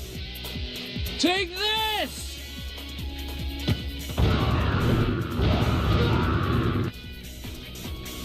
Yes. All right then. I accept the position of Grand Commander. My lord, the enemy is building a dike to the side of Fan Castle! I love this. Dike? Oh no! When all else fails, Oh no! attack! Like I know how bad it is. It's so bad. I love it. It's valid. It's very valid. And also like there's this thing about like the old Dynasty Warriors games. Like one of the main characters on Dynasty Warriors is a guy called Cao Cao. Mm-hmm. Except it is written like CAO. Yeah, I know about Sasa. Yeah. So but they didn't have like Chinese, like I guess like guides or anything like that. So they pronounce it. Oh, did they call him Cao? They pronounce it Cao Cao. Oh no. And he has a son called Cao Pi. So they just call him Cao Pi.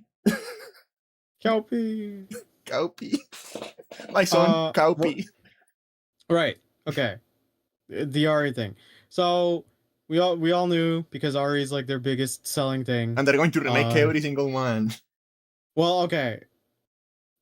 To degrees. So the thing was before, like when 4 hit, we got to that awkward situation where okay, now we're getting to the bad games. Or like the games that are not well received. And when it comes to remaking those, companies are always a bit slower on that than the good stuff because like remaking the good stuff is always an easy sell because like oh yeah, remember this nostalgic stuff and it's like imagine it even more elevated or like people will buy it to create the discourse of how the old one was better.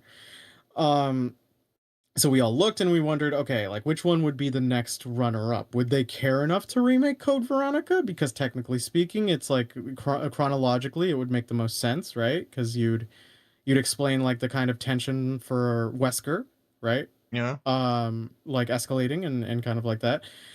And or would we go 5? So we go our main line, even though 5 is a lot more messy, just from the inside, like from the outside looking in, just like from a glance. So I looked at it, I was like, I feel like Veronica, because I feel like they'd really want to delay how to fix 5. And then 6 is where we'd kind of have to debate on whether or not that's going to get a remake or not. Yeah. The problem with this is also the fact that Ari, like when when big companies have to do these remake cycles, it's annoying because essentially a person is going to look at this thing and be like, oh, okay, so I'm going to play these modern games because that's what I want to do because that's what they've marketed. and then I'm gonna be stopgapped for 3 games, and I'm gonna have to wait for their remakes and then play those new games that came out. So for instance, it's like I've caught up on RE4, but I don't want to play old 5, 6 Code Veronica, right? So now I'm stopgapped, and now there's 7, and it's like the company's not going to keep on remaking these old games because that would only like then they lose out on the money and the interest of like the returning fans. So they have to do usually like alternating cycles where you put a new game and then an old game and then a new game and an old game. But the problem with that is then the series gets even more congested because you're not alternating IPs, you're just alternating remake and new thing. And so yeah, there's just so much RE. And then by the time they finish, Resident Evil 7 is so old, and they have to remake that one.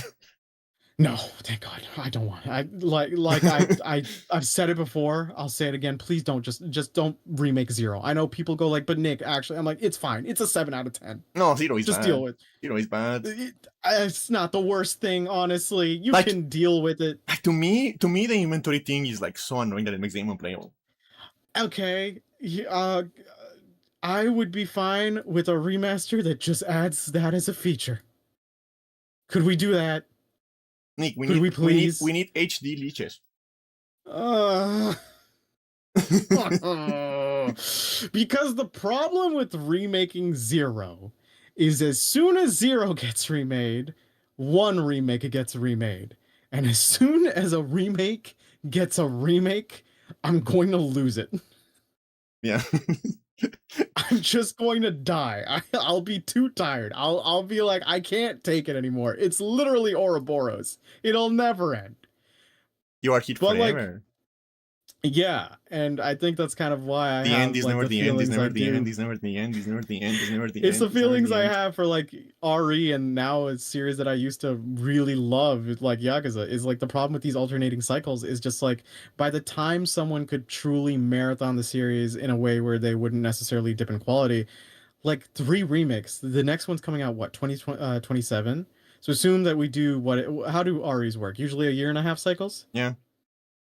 So yeah, so like a 1.5 year for RE10, then another 1.5 year for 5, then another 1.5 year for RE11, then another 1.5 year for RE6, and it's just like, yeah, you'll finally get to be able to marathon the REs without waiting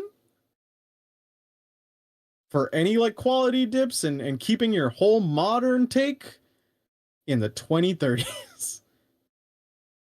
As long as they don't start remaking Resident Evil 7, which they may do. I just want any of the other Capcom IPs to get some fucking love, please. I swear to God, I'll do anything. I'll kill a man for you, Capcom. I'll do it. Just point me. Point me at them. Is it Ono? Do you want me to kill Ono for what he did to Street Fighter? I'll kill Ono. I'm knocking on wood. I wouldn't do it.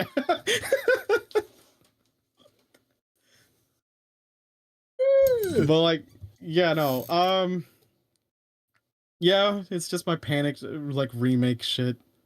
I'm sure it'll be good. I'm just tired, and I want Capcom to do other stuff. Yeah.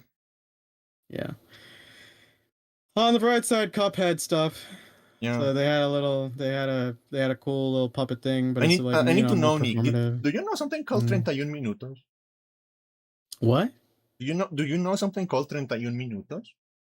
No. Did that never leave Latin America? No, I don't think so. Because the Cuphead announcement with the puppets reminded me so much of that. Okay. It was like a parody news show that was like with puppets.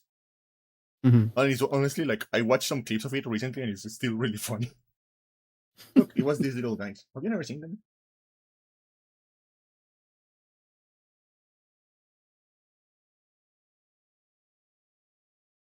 No.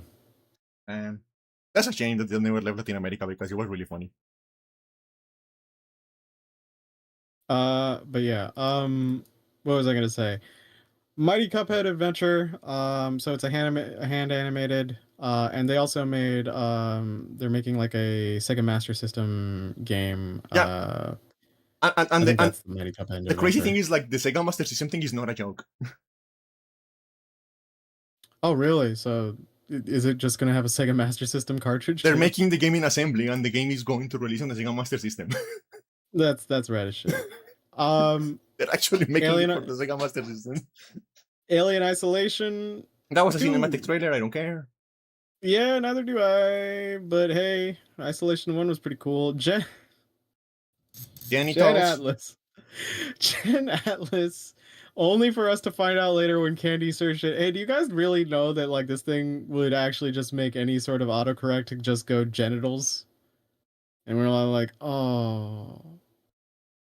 Yeah. Fumito Ueda, the creator of Ico and Shadow of the Colossus, he's behind this. It looks interesting. It looks weird. It looks very much his kind of thing. Yeah, but you gotta wonder what is going on yeah. when they're showing a game on PC and it's running at like 10 FPS. You gotta wonder. Yeah, though the FPS during that entire trailer was just like disgusting. It was like really bad. I don't know if I'm in the mood like to play this kind of game. I'm gonna be real with you, because like Shadow of the Colossus is a very high bar. I know some people go purist and go like, you should also really appreciate Eco. I'm like, I do on some like, you know, gameplay merits. It's just like they're two very different games, obviously. So I went to one because I like what that thing has. And then I didn't really even bother with The Last Guardian. But I don't know if Ueda was there for that. Yeah. Was he? Yeah. Okay, it's funny that this thing didn't mention it, but yeah, because nobody plays that game. Yeah, Gen Atlas. Yeah, the game that we all used to meme about never coming out before the Silk Songs and the Bloodborns. It was The Last Guardian. And we're doing the Silksong thing again too.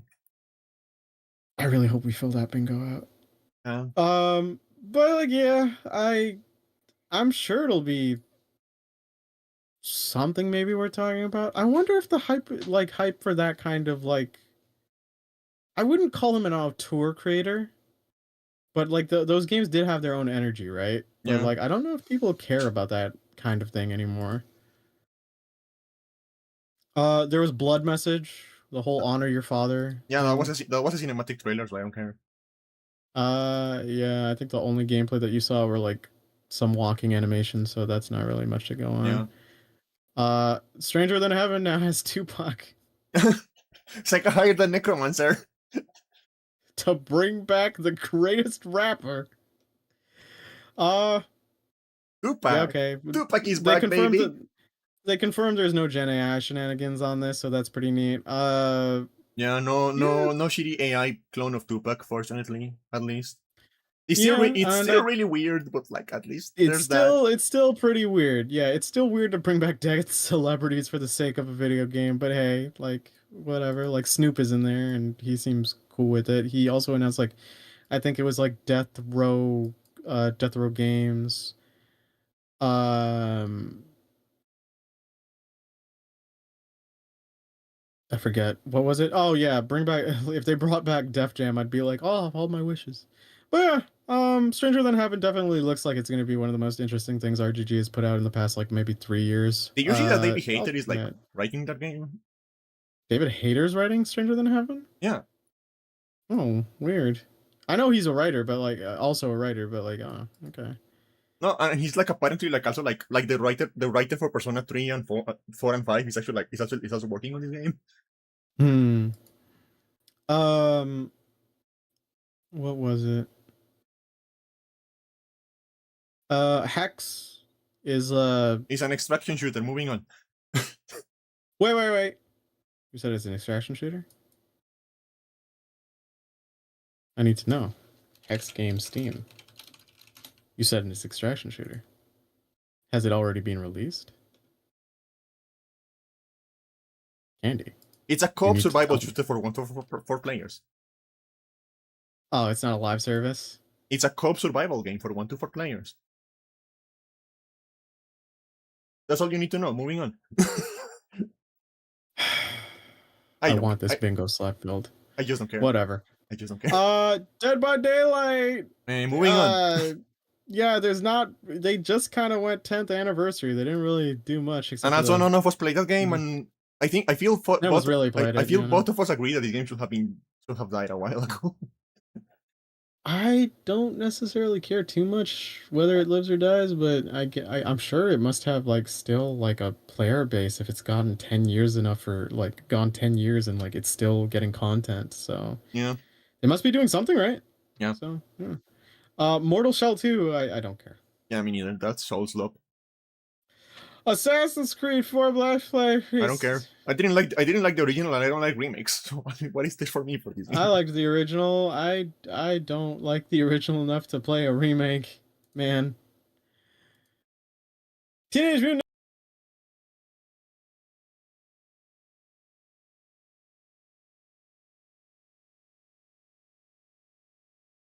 Ninja lame one. Oh, sorry. So. My computer just froze. Or like, are you there, Nick? Oh, no problem. Yeah, I'm here. I'm here. My computer just froze, and I didn't hear anything. What were you saying? Okay. I said like Teenage Mutant Ninja Turtles: The Last Ronin. Yeah. What if Michelangelo's brothers all died, and he's the last one because he's the lame one, which is pretty funny. And this is being made by Platinum for some reason.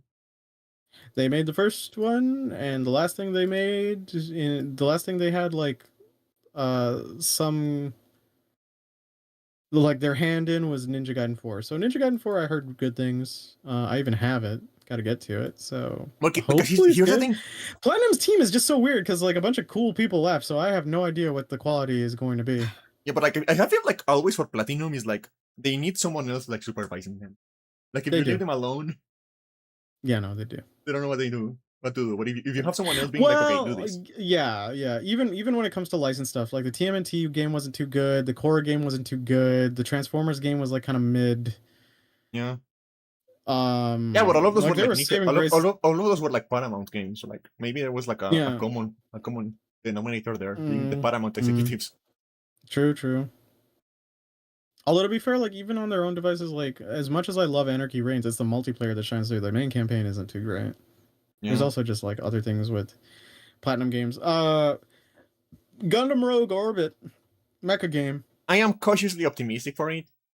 Me too. Because if they land the feeling for this game, it can basically be like an unofficial Pacific Rim game. And it's kind of weird we never got a Pacific Rim game, right? Because that premise feels like made for a video game. I feel like, the thing is they made the lame movie sequel. I feel like they could have capitalized better on a video game, yeah. Yeah. Here's the lesson for that sequel is, by the way, just if you have Guillermo del Toro around, don't fire him.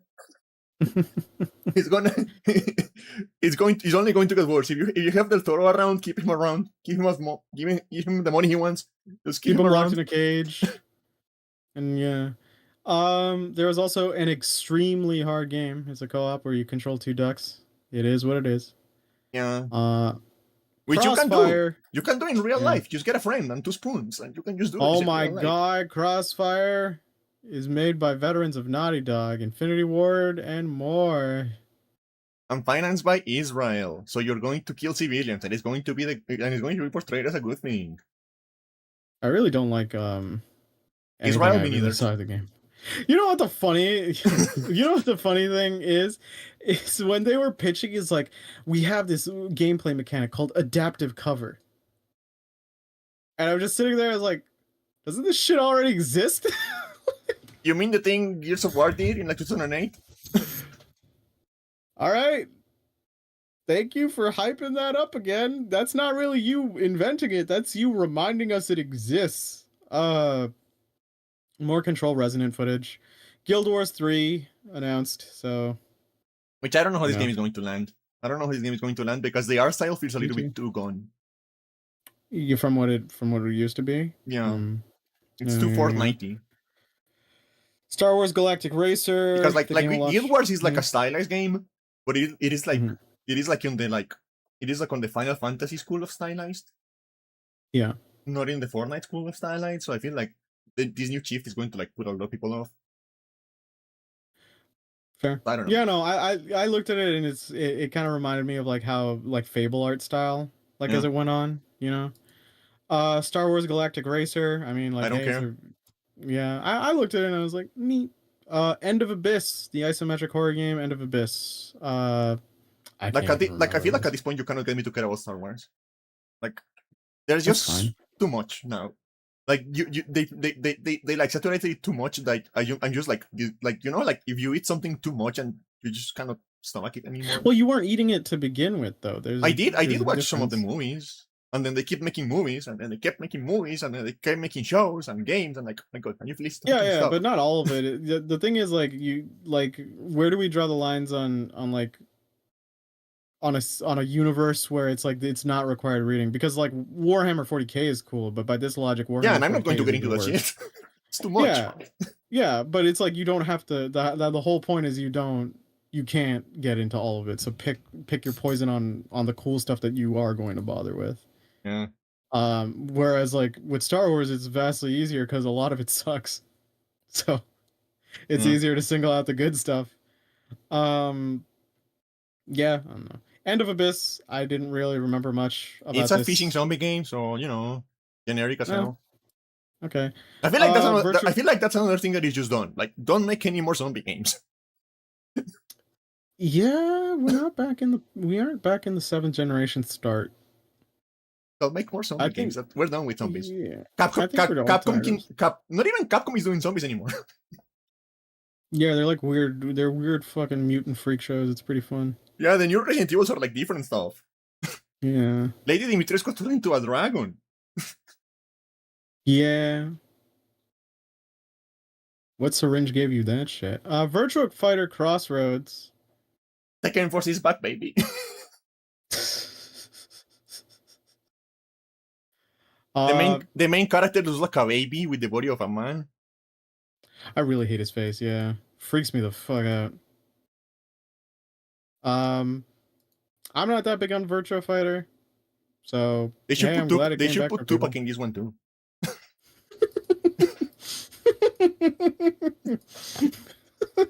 You know what? Yeah. Yeah, but Tupac. Yeah, I'll play Virtua Fighter if Tupac's in it. No, like, unfortunately, this game looks too interesting to be a proper Virtual Fighter game. Okay. There's too much stuff going on to be a Virtual Fighter game, unfortunately. Well, not necessarily mechanically. Yeah. Yeah. That's a key difference. RuneScape, Dragon Wilds. Yeah, with like the joke with this game is that like the RuneScape player is going to look at this game and are going to get scared by the graphics. And they're going to play it. James, we bought you a nice house. You can leave the rundown garden shed. I like it here. Okay. Yeah, the mind of a RuneScape player cannot handle these many polygons. They're going to fucking die. They're going to have a conniption. They hiss. They're going to have a conniption and die.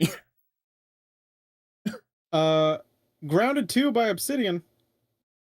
Which has already been out. It's already been out. Yeah, in early access. All right, yeah, I do recall this. I recall you guys talking about it. I didn't remember Mafia, the old DLC for the old country, yeah. The old country, which is like connecting Mafia the old country with Mafia 1, because everything needs to be connected now. Do you know? Everything is a cinematic universe nowadays. You need an expanded universe. 1666 Amsterdam is a game. It's a it's headed by a former Assassin's Creed head, Patrice Desilets, was announced after 14 years in development. Jesus Christ. The prologue is available to download now on Steam and Epic Game Store and is coming to early access this year. Yeah, I didn't even bother downloading this one. It just doesn't look like anything interesting to me.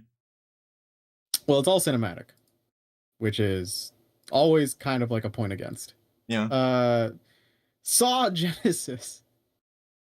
Hey, what if we gave Bloober Team, the people who make shitty horror games, and make them do a co-op game? What could go wrong? I like how all of us went like, oh, I saw a game. And then we all saw the Bloober Team logo and essentially just went like, oh. And then they showed it was co-op and we went, oh. Saw Genesis is, I don't know. I don't think Blooper's ever done multiplayer before, so I have no idea how they're going to work that one. Lords of the Fallen 2, I don't want to care. Troll Slope, baby. Star Wars Zero Company, I like XCOM. You want to know what's stupid about this game? What, Star Wars Zero Company no, or Lords of the Fallen 2? that it is like actually Souls of the Fallen? Are you about to say Souls of the Fallen? yeah, because that's what it is. That's a way cooler name. Yeah. With Lords of the Fallen, you know what the funny thing about Lords of the Fallen 2 is? What? Is that it is actually Lords of the Fallen 3.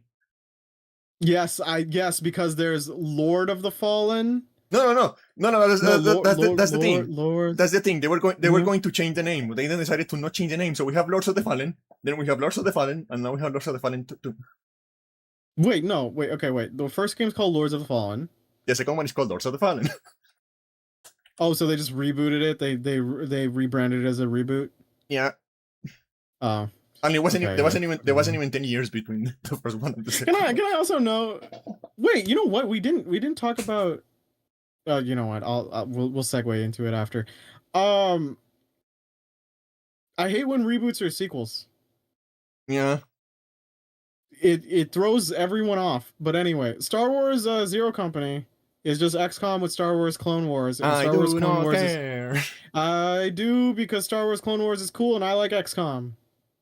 So I'll take it. Yeah, Blood of Dawnwalker.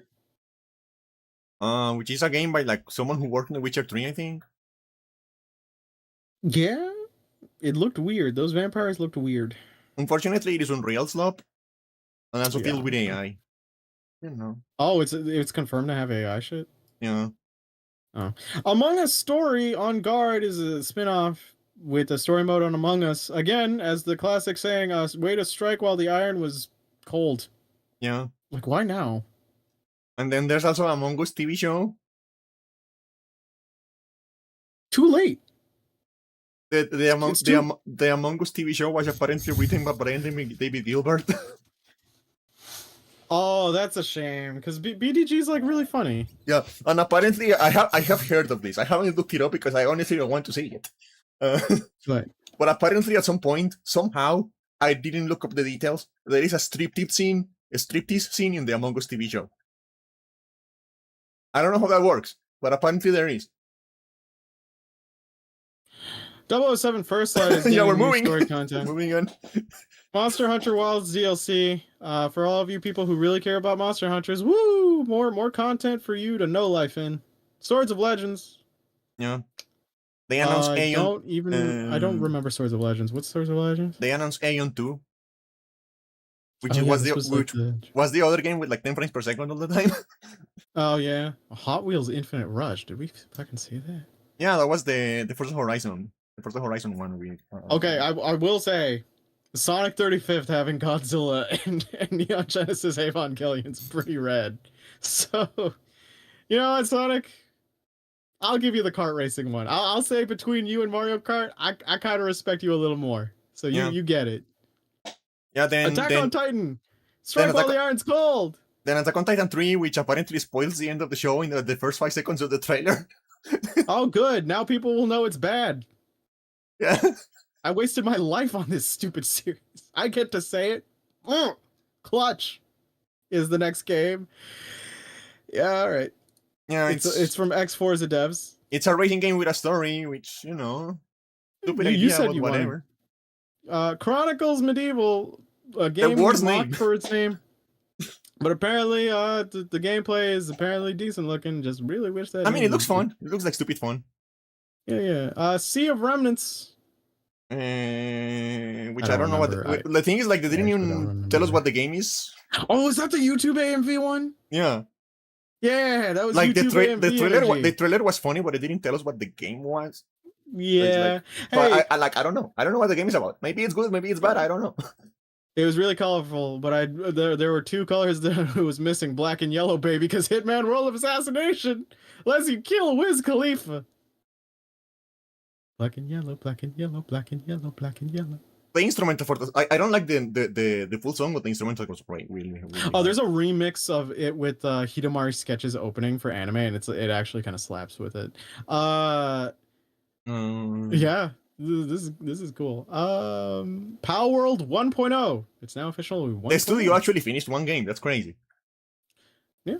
Because if you look at their Steam, thing, it's a bunch of unfinished games you mentioned. Yeah, it's just like early access games that they just abandoned. Wolf Among Us 2. Yeah, I don't care. I don't either, but hey, it's neat that this thing is getting Stellar Blade Blood Rain. I hate that it's Blade Blood, blah blah blah blah. Stellar Blade Blood Rain. Yeah. Looks pretty fun. neat. I didn't really care about Stellar Blade 1. I like that she's a fisticuff fighter. I haven't played it yet. I do intend to play it at some point. I haven't played it yet. Yeah. But I do really like the fact that she's like just punching stuff anymore. I think we need more, and we need more action games where the main character just punches stuff. Like the main character is just a brawler. No, because it's character action, and she's what's it called? She's doing like, she has like that kind of like gun gauntlet situation going on, and it's a really cool type of like not aesthetic, but you know what I mean, like weapon sort of thing that I like. So she's really cool. And then my friends joked is like, ass for you. I'm like, it's only part of it. Yeah. Then there's Tifa in Street Fighter 6. Woo! You should hop in Tekken. Woo! You should hop in fucking Tekken, man. I don't know what they're doing over there. Sucks. Street Fighter, baby. I push you under the bus so fast. I'm not even part of this clique, but I'll take it. You know why I wanted to be Street Fighter, Candy? Remember when Mirai and Chun-Li pressed their chests together? I need this again, but with variations. Also, I'll note we get some Filipino representation for my Filipino homies out there. Yasmin is Filipina, and she uses a karambit, and yeah, she's pretty neat. And then Bosch, who is not Tibetan, because he's from a fictional nation. I would cosplay as Bosch so fast. He looks so cool. Yeah. And then Final Fantasy Revelation. Which, like, the only thing I remember about this trailer is the fact that when they drop off the chip, Vincent is just like completely straight. Yeah. Fucking tryhard. That's so on point. I'll say like they do capture like this very fun love of like what FF7 is, and just kind of like nerding out about it. So like, yeah, and Tifa is hotter somehow now. Yeah, it's just like this I didn't think it could make Tifa hotter, but they did somehow. Like the remakes obviously capture like different things than the original, because like it kind of justifies like going through both, but it's just like remakes rad. We're finally getting the finale. Yeah, I can finally play it. Yeah, me too. As soon as it's like on the way to getting released, I'll probably binge the other two. And who knows? We made the jokes, but it's like, oh, would you remake Dirge of Cerberus now so we can end on a better note, and Advent Children as a DLC so I can pretend the movie doesn't exist? Could we do that? But like, yeah. I mean, they remade Crisis Core. Yes, they remade Crisis Core, and the other. Well, to be fair, you can make the comment that Crisis Core is more immediately related, whereas Dirge is like an afterthought. So is Advent Children, right? Yeah. But it's just like, it's so sucky when like the last things in your timeline kind of are not great. They should remake. You know what they should remake? They should remake the one that is like a phone game where you play as the Turks. Oh yeah. You know, it's a shame. Like a bunch of those mobile games, and even just like making the OG a remake. Like Ever Crisis, everyone I talked to thought that was the initial pitch for Ever Crisis. Yeah. Like, oh, 7R is going to be, a faithful remake while also adapting all like the phone stuff or whatever to add some lore to it or whatever. But then it just became like this messy, like really pay to win. Yeah, it's a gacha game. I played it a little bit, and I was like, oh my god. Yeah, it's a shame, because I look at a lot of like what they did with it. I'm like, oh, this really looks nice. But like then you actually see the gameplay in action, and you're like, oh, this is god awful. Tifa has some really hot costumes on that game. Yeah. I mean, like there are some really cool weapons. Like I don't know if this is this is probably not a surprise to anyone, but when it comes to like the whole debate about like the girls in Final Fantasy VII, I am firmly in Team Tifa. I'm Team Tifa. You can probably guess why. Well, it's like Tifa for Cloud, Aerith for Zack. No, Tifa for me. Fuck you. You wouldn't be able, like, Tifa wouldn't settle for you.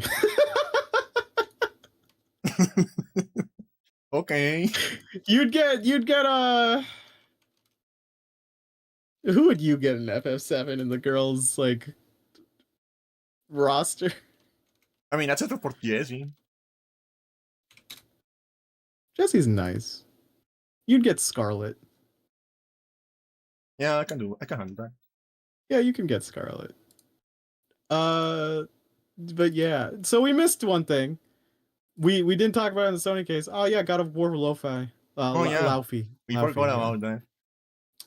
See, the thing is People are like getting angry at because the thing woke. for me is that because Sony, because Sony is importing. If I wouldn't want anything but your ass. And that's not me going like, oh, she'd want me. I'm just sitting there like I'm defending my ship through and through, but but yeah. What were we talking about? Yeah, Laufey. It's interesting to see that she. Okay, so the way it makes sense is like Kratos died a bunch of times, so obviously like he escaped the afterlife, right? So it makes sense that since Laufey's like lore wise, yeah, I know that. Laufey is like this heavy hitter in the lore. She too should be able to do this. So she's sent to another afterlife, but I'm not entirely sure what mythology. I think it might be Egyptian, but I think there it's all seems of to them. be elements. From what I understand, it's all of them. Yeah, because you see like creatures with design elements from Southeast Asian stuff, and then you see some with like stuff you would associate with South American indigenous like Mayan, and then you've got like Egyptian stuff. So it's very interesting in that sense because a part of me is like I feel like you might be blowing your load all at once. Usually like the idea for these is like you have your focuses in one. Yeah. And then maybe you can start doing big crossovers, but I guess maybe Laufey is where we do that finally. But there are cool things about it. I like that she's an aerial fighter too. Like she actually has aerial capabilities. Like because new Kratos, I'm not too fond of playing him. The cube is of mixed feelings from me. So that is what I was going to say. Is that like I don't like the fact we're doing marble writing now. Especially in God of War, it's a weird. Yeah. But to be fair, I say to be fair a lot, but like I always try to. To be fair. Yeah. No, I always try to give like the other side of it in a perspective thing. But like to be God fair. of War. Hey. Well, to be fair. Oh, don't say to be you fair. Also have your mannerisms in speech.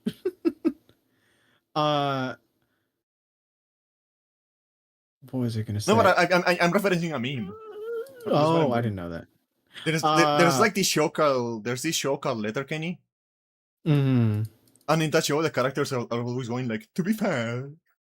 To be fair. But like doing like a very exaggerated British accent, like to be fair. To be fair. Aristocrats. But like I like what Faye can do in terms of gameplay movesets and stuff like that. I do admit the writing's a bit like out there, and like I wonder how this campaign's gonna go, but I'll give it a chance. I'll definitely give it a chance. But like God of War, and I'm never going to play it. Yeah, God of War 2018 and God of War Ragnarok do have instances where they get a little. Oh, okay, where they get a little more humorous on how they like approach writing, like with Mimir. Oh, okay. Do I wait for?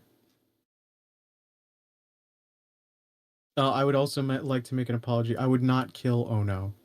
I would never kill Ono. Or anyone. Except for Candy. No, I'm kidding. Maybe? Question mark? That's a season finale for the podcast where but yeah. I have returned. So yeah, I was gonna play devil's advocate on this, like having like sort of quip writing. Is that it's not necessarily exclusive to that game. Is that 2018 and Ragnarok do have instances of trying to implement humor to various degrees. Mimir is pretty much like sort of the comic relief, but he's a little more your chill friend in his humor, right? Yeah, it is less marble writing and more like just yapping at you. Yeah, like just like a dynamic and banter. No, and he's kind of a straight man, a little bit. Well, no, he also has moments where he can take the piss, but like Atreus. Yeah, but he also has a lot of like straight man moments. Like Kratos, what are you talking about? Exactly. But like he's more lighthearted as well. But like Atreus is also kind of the implementation of just like, oh, the innocence of like your son versus like in this world where there's a little bit of humor of how oblivious he can be. And then like that is the thing. Like I don't mind when Atreus says stupid stuff because he's like 14. 14-year-olds say stupid stuff all the time. It makes sense. The dwarves are more on the humoristic side of like, the Two Stooges essentially. And then Ragnarok definitely gets a little more into the humorous state. With some of the characters, like the talking squirrel, who's voiced by Prosy D. There's also like the dwarves getting a little more on that. Even like some of the Vanir are kind of like a little bit on the more quippy side. So I wouldn't look at Laufey and go like this is kind of the indicator. I will say like, you know, Ragnarok has this problem, like kind of starts demonstrating a bit of this problem. But it is worrisome when it's the character introduction for Laufey, and she has to have this like a sidekick that's a little more on the annoying side. Yeah. And also just the fact that she doesn't seem to talk like how I thought. I thought she would also speak something like Atreus, like formally, but she kind of just speaks like a person you'd meet at a Walmart. Yeah, like that is the problem I think like between like her and the cube. They all talk like modern people. They both talk like modern They people. do. And that is the thing, now- like when you look at like the other God of Wars, is like even when they're being funny, like the dwarves and like Mimir, even when they're being funny, they're talking like a more like not always flowery actually. way. Not actually. I'd say like from the cutscenes that I can remember that there are times where they're just speaking like normal people. I'll say like even Atreus to degrees. It's usually like the higher end gods that are kind of doing it. Your usual layman's are kind of just chill. So Atreus, like, you know, kid, all right, we can give the excuse. The you can make the distinction that maybe the dwarves are unrefined. Yeah. And Mimir kind of speaks like he keeps on going like brother like that, like so he's kind of like so his is flowery. I could go with that, but like yeah, going into Faye, the cube, and the others, it's a little weird that they're speaking so modernly. Yeah. I'm not feeling it. That's the only thing, but again, And also I'm just never going to play the games or whatever.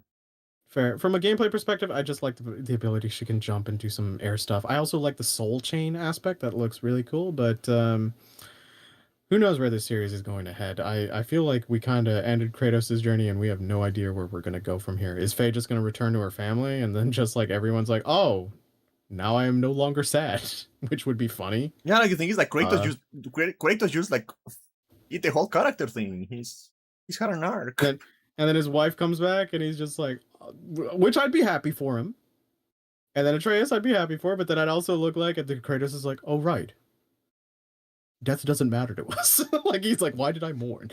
Like, he'd just sit and look at his hand. Like, it just adds to it, doesn't it? The man who escaped hell 3 times, mourning his wife as he cremates her, and then she comes back, he's like, oh, right. We just do that. Why was I sad? It's like a vacation home for her.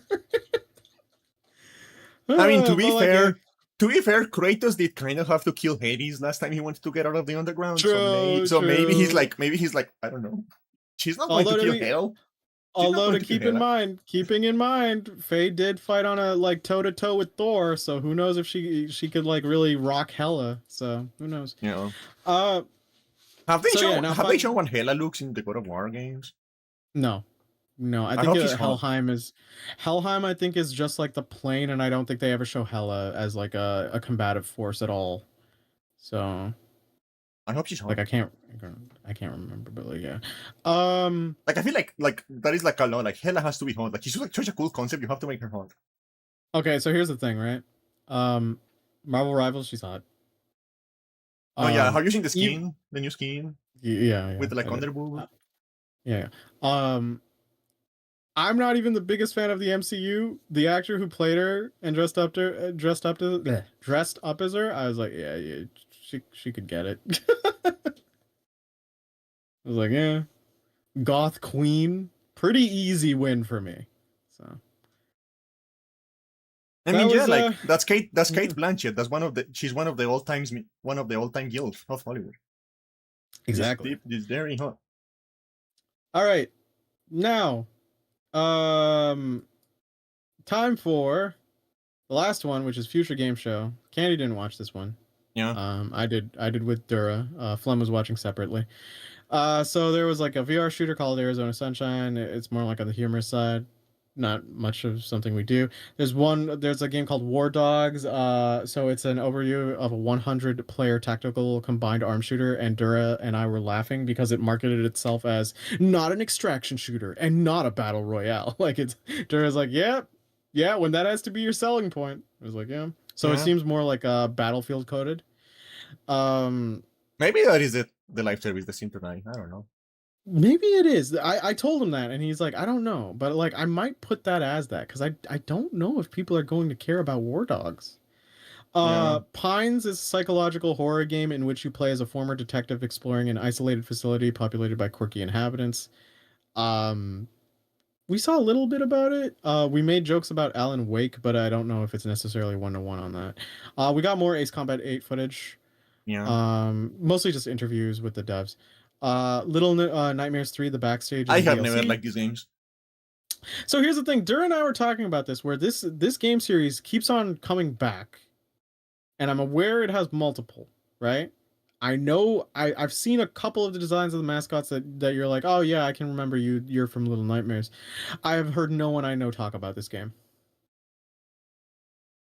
I can't recall anyone having discourse about Little Nightmares in any of the entries. So I don't. Is it a psyop? Maybe they're an industry plant. There was an extraction shooter. I know you'd think this would be the live service meant to die, but me and Dura are kind of like going, Engine Fall is a multiplayer extraction shooter set across a series of colossal megatrains. So the whole level structure is you're on a megatrain, which is a really cool idea because I can't think of any games where the entirety of the game is on a megatrain. And we were talking, and like obviously the Snowpiercer comparisons, but we were talking about like you and me were talking about how we like the idea of moving bases, right? As a setting. Again, it's an extraction shooter, and the problem with extraction shooters is I have no idea like how I don't have many friends who are into the genre enough to tell me which ones would probably survive. I think that I think that market is like inherently small. Because I know Arc Raiders is dominating that, right? Yeah. But like, and Tarkov is there, as you reminded me, and I'm like, that's fair. I can't remember much of the others. Marathon's trying to get in there to varying results. So yeah, it becomes like a question. I was like, can these new things make it? Because it feels like it being like, extraction shooters in the spotlight has been pretty short, right? Like in mainstream, Yeah. I don't know if they can worm their way in, or if it's like a situation as an outsider where it's like, oh, these three are your Overwatch, your Marvel rivals, etc., and everyone else is probably going to die if they try stepping up to the king or whatever. But who knows? Yep. I like the idea of a mega train structure. It's just me and Dura just kind of went like, ugh, when we saw there was an extraction shooter. So yeah. Like I think that market is like too small to support any games. Mm-hmm. Gothic 1 remake. Yeah. It has reminded Dura that he has to revoke his citizenship to his homeland. Why? Because he hasn't played it. Yeah. They have to kick him out. He's an American now. Yeah. Sorry. Yeah. Sky, Children of Light, Dear Van Gogh. Van Gogh. I don't know. Van Gogh. Van Gogh. That's what he said when he lost the ear. Van Gogh. Van Gogh. I don't know. I wish I had more to say. It looks I think it's made by the same people who did Journey. It is Journey. Yeah, Journey. Because as soon as I saw those models, I was like, yeah, that's Journey. Halloween the game. We're getting a tie-in game for Michael Myers. Funny enough, because we also get Hellraiser, so 2 movie tie-ins. Realm of Ink is Hades, but with ink calligraphy. The animals are cute. There's a hot woman as the main character. That's about it. Wow. I don't know if I'd play it. Maybe I'll put it on my wish list. You know what? I'm feeling generous today. Maybe it can be a game to play with, like you watch podcasts or something. Let me see like some of the, because the calligraphy art style doesn't get done as much as it used to, and this actually kind of some of the levels here look pretty neat. It's already out. Is it? Oh yeah, it is. Yeah, and the reviews are pretty good. I'll keep this on the. Oh, is the fox just supposed to be Cerberus? Maybe. I think the fox is just supposed to be Cerberus. Dusk Fade is a throwback to Golden Age 3D platformers. Dura really liked it. It did look actually pretty nice on its aesthetics and how you can play in it. So, pretty cool. Cairn on the Trail, where Dura joked that all they did was make the update be that the mountain is 10 meters tall. The mountain just is like red now. Godzilla. Thank you. Yeah, it's just like every Godzilla movie where the new Godzilla is like, our Godzilla is the tallest. Like, how much taller is he? He's like 10 meters. It's like, isn't that like just kind of like nothing in the scale of Godzilla? Yeah, but like he's the tallest now. Wheelmates is like It Takes Two, but cars. Wow. Do you want to? You know, It Takes Two. Do you, Candy? Would you play this? Would you fuck the cars? No, I'm into planes. That's true. We have a different friend who's into cars. Yeah. WTF? Waifu Tactical Force. Which we were talking about before stream. You just like yeah, like it's a hero shooter with waifus. Yeah, it's Gunner's Love. It's and I don't mind Gunner's Love because I'm a Gunner. Oh my god. Long gone are the days of the boomer shooter, and now are the days of the Gunner shooter. No. Yeah. No. Ooh, I don't like it. Like it's Gunner's Love, but the thing is like we were talking about it before stream. We were talking about it before stream, right? Where like, okay, so you have a game where like the entire point is that your characters are hot, right? Yeah. Why are you making it first person? What's the fucking point? Yeah, we talked about Marvel Rivals kind of nailed this where you finally get to go like over the shoulder and look at the assets that you're so like I'm not like I don't care. I can look at hands anytime I want. Like what's the point? I have hands. Yeah, and let's even go for like the like outside of this spectrum, even though like this game where it's like you should put it because like, you know, the whole thing is the thirst trap thing. With games like Overwatch and Marvel Rivals, it's like Marvel Rivals does it right, but it's like Overwatch is like those skins are really cool and people were willing to pay fucking disgusting loot boxes for them. So the inability to see them in action and only in like the animations for the VIP thing, right? Pretty lame. Yeah. So yeah, we're really weird that they went first person on the one where it's like this is the emphasis. Next up is Be My Horde, which is a bullet hell about a necromancer. What? Be My what? Be My Horde. Oh. you'd like her look. She's I misheard that. Yeah, I know. This is what she looks like. Oh yeah, I will be her whore. Yeah. Total top energy, this one. Fading Echo is, it looked a bit rough, but it's a brawler RPG, so hopefully it's good. Prison of Husks is that kind of Souls-looking game that's like crunchy looking. Oh, it's Souls-look. Wonderful. Well, it's not totally Souls-like. Like, this looks straight out of, like, PS2 crunchy or PS1 crunchy. Oh, so it's nostalgia Souls-look. Maybe, but me and Drew looked at it and it was like, this is one of those things where it's like, yeah, if it came out, I'd take a look at it at least. So, Forever Skies is an airship survival game where you navigate through the ruins of an ecological disaster. Again, me and Candy were talking about like moving base games. This isn't really something I'd actually play. I'd probably want to play one of the cozy ones. But yeah. AGXGP is the closest thing I will get to F-Zero in my life. Yeah. So probably. Okay. Don't Didn't they already make one of these? I feel like they already made an AGX game. I wouldn't know. GP looks really good though. Huh? Maybe it would be fun. Or it just looks like nice enough, and I can just lie to myself and pretend I'm in better times. Don't Fret is a psychological horror game set inside a nightmare musical school. It actually looked pretty nice in the art style from what I remember. Yeah, it's actually kind of a neat survival horror, psychological horror situation. So I'd say check it out. It says there's a demo on Steam. Marsupilami 2 Salsa Colombia is a mascot. Yes. What did you say? Marsupilami 2. I don't like the name. Salsa Colombia. No, that's fine. I don't like Marsupilami. Marsupilami. Well, it's Marsupilami 2. Yeah, I don't like Marsupilami. Anyway, it's a mascot platformer, so we got that off the bingo, which is apparently a Belgian comic book character. So okay, so I'm looking at the studio, and they made a lot of like licensed slop. Like they made a Smurf game. They made Brawl Stars, Clash Royale, Clash of Clans. They work on that. Mm-hmm. So I don't know if this game is going to be good at all. Tinghai, the Ocean Pillar, is an RPG roguelike that kind of looks like Hades, if I remember right. Everything is Hades nowadays. Like every roguelike nowadays is Hades. Yeah. Assassin's Creed Black Flag footage again. I don't give a fuck. But Blasphemous 2 now has a DLC. That is free. Yes. Nice. Called The Third Sin, which is very confusing. Because as soon as people went, Blasphemous, The Third Sin, I'm like, oh, the third game? It was like, no, it's a DLC for 2, stupid. Like, okay.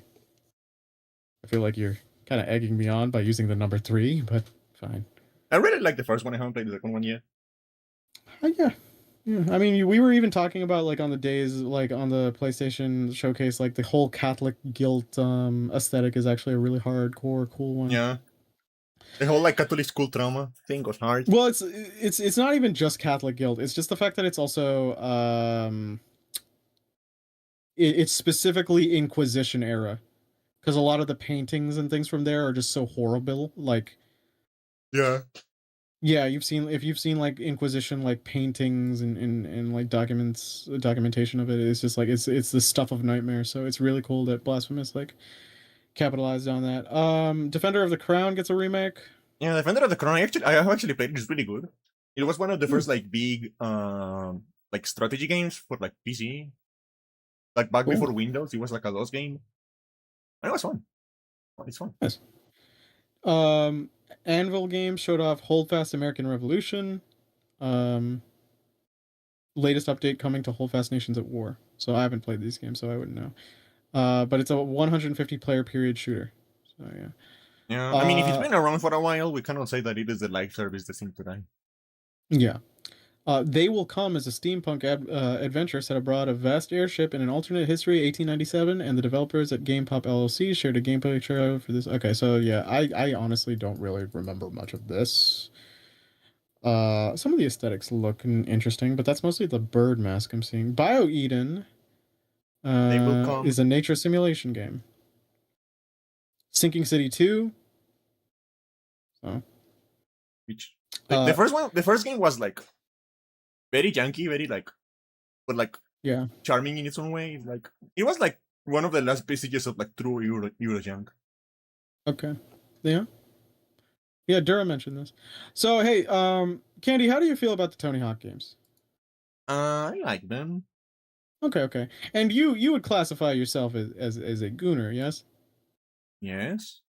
Okay, so what if we were to just get rid of like the old man in the room, Tony, come on, I mean, like, it's Tony. I mean, like, yeah, right? Like, right? What if we got someone like hot, like I don't know, Stare Majer, and we made the game named Skate Stare, and what if the studio's name was Goon Squad? Why did they show this? This looks like shovelware. This looks like an acid flip. You know what the funny thing is? Before the trailer, they showed her in like some scantily, like not scantily clad, well, kind of revealing outfits skating in live action, like her actually doing it. And then they showed the game, and like the game does look like shovelware, and it's just like, yeah, all right. Like this game is so like I cannot get titillated by this. This game is so ugly. It looks so crap, so cheap. Skate Stare. You know what? It was in the name. I gotta give him credit for that, but yeah, this no. Anyway, Vampire Survivors Legacy of the Blood Moon is the spin-off apparently. So it's an accidental expansion of the original game. So Alters gets DLC. What? Oh, the Alters. What is the Alters again? Yes. It's the one where he has multiple copies of himself by like some sort of quantum entanglement situation.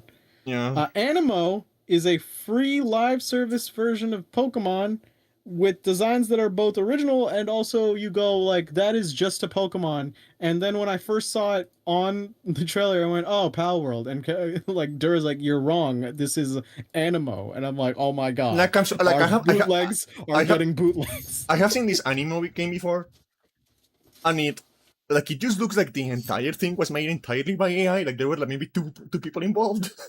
Yeah, the otter. There's one Pokemon there's one Animo that looks exactly like Ceruledge. There's another that looks exactly like a Lilligant. There are some that are kind of look like a mishmash of them. So, and honestly, the fact that it genuinely seems to actually not be made by the AI makes it worse. Because you are so uncreative that you cannot even match AI. The next one is Cordura. The game's like it looks so like creatively like bankrupt. It looks so generic. It's free to play as well. So like there's gonna be some sort of implementations that are just gonna probably like make the game feel slow.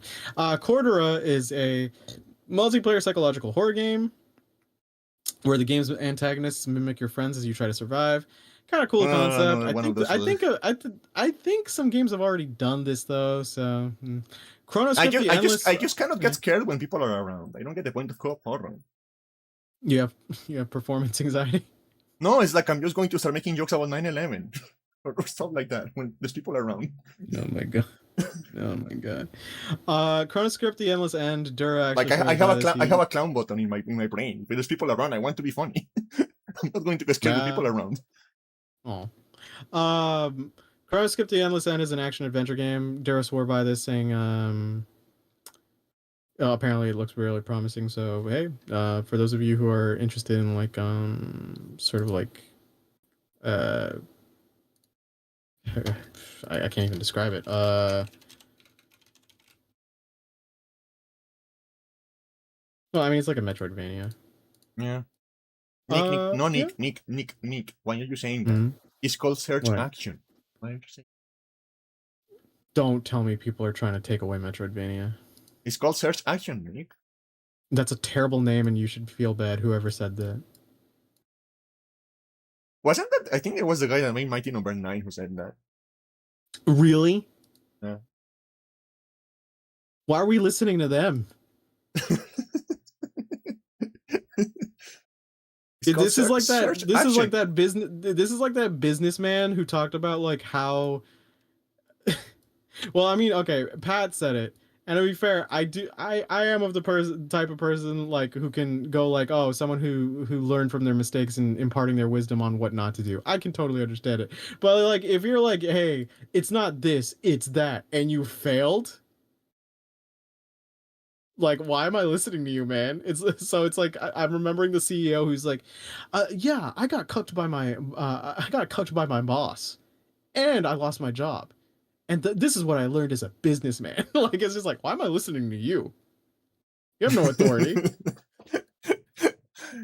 No, he was getting caught and he didn't even like pull the power move falling asleep. Yeah, like if like I don't know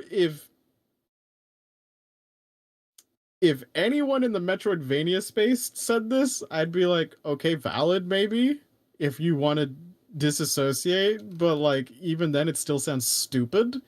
But if it's like the Mighty Number 9 guy, also it's a Mega Man game, it's not as close to Metroidvania, so like why are you even throwing your hat in this ring? Anyway, it's a 2D action adventure with some beautiful like visuals.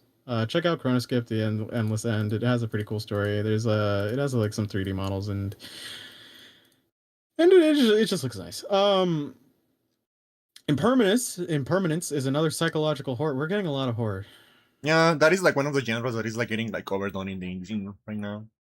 Because there's a couple of streamers, like really big streamers, that like do horror games all the time. So like they're just doing that. Like a lot of these indie horror games are just like streamers love.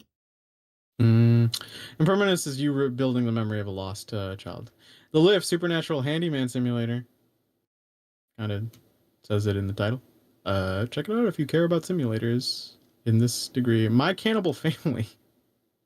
Okay. A theme park simulator where you're trying to eat the guests. That's pretty funny. Yeah, that sounds fun. This too sounds like streamer slop, but It seems like a fun premise. Mistfall Hunter is a dark fantasy extraction. Fuck me. Anyway, Clyde's Michael Hellraiser. A licensed horror game where it's survival horror. Deadroot. It's a medieval Metroidvania with a charming cartoon art style with a slug.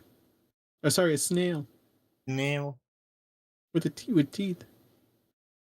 Nail. The Road of Dust and See, Sorrow. this is what I mean. I've always been of the idea that like slug and snail are like they need to swap the names. Like slug sounds more like harder, so it should be the one that has like a little house. Wyatt Candy looks at them. Wyatt names a snail when all it do is slug. Why is slug when it only snail? Yeah, like they should swap. They should swap. I feel like they should swap. It's like that Booba and Kiki thing, you know. Like they ask people to name the shapes, and like the spiky shape is Kiki, and the round shape is Booba. You know that? You know, experience. Yeah. It's like that. I feel like snail and slug are like that. They got it wrong. I mean, I kind of get you on it. I get what you mean. Snail kind of sounds weaker. Right? Yeah. The shellless version where a slug is like, oh yeah, and then you think of like a slug, like a bullet or something like that. Yeah, I can kind of, or like a punch. Yeah, I get you. The fortification. Anyway, The Road of Dust and Sorrow is it's pixel art survival horror, which I kind of, you know what, out of the survival horror like pit of them, I'd be a little more interested in this. Inspired by Silent Hill, new gameplay trailer aired during the showcase, so yeah, it's coming out to PC and consoles, and you can wishlist it now. And then the last two were Tomb Raider: Legacy of Atlantis and Amsterdam, and then they showed Exodus extended gameplay reveal. And I really wish I could tell you stuff about it, Candy, but I'm gonna be real with you. Me and Duro were looking at it, and our brains glazed because we didn't remember a single thing. It is like legally dissing Mass Effect, I think. Yeah, it is. It is clearly like an ode to what they wanted Mass Effect to be. And who knows? Maybe it'll just be what Mass Effect should be, because no one knows where the fuck Mass Effect 4 will like. No one knows if Mass Effect 4 will even exist. I'm surprised BioWare hasn't closed, honestly. Yeah. Like it feels like he's been like doing death rattles for like 7 years by now. Mm-hmm. Yeah, well, it's like what's the last big thing that they released that went well? I don't know.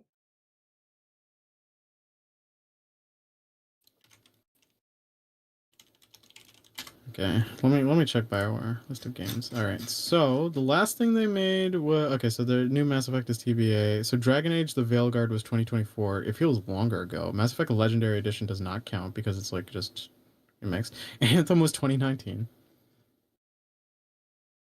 And I wonder if they took the Christmas stuff now before closing the game.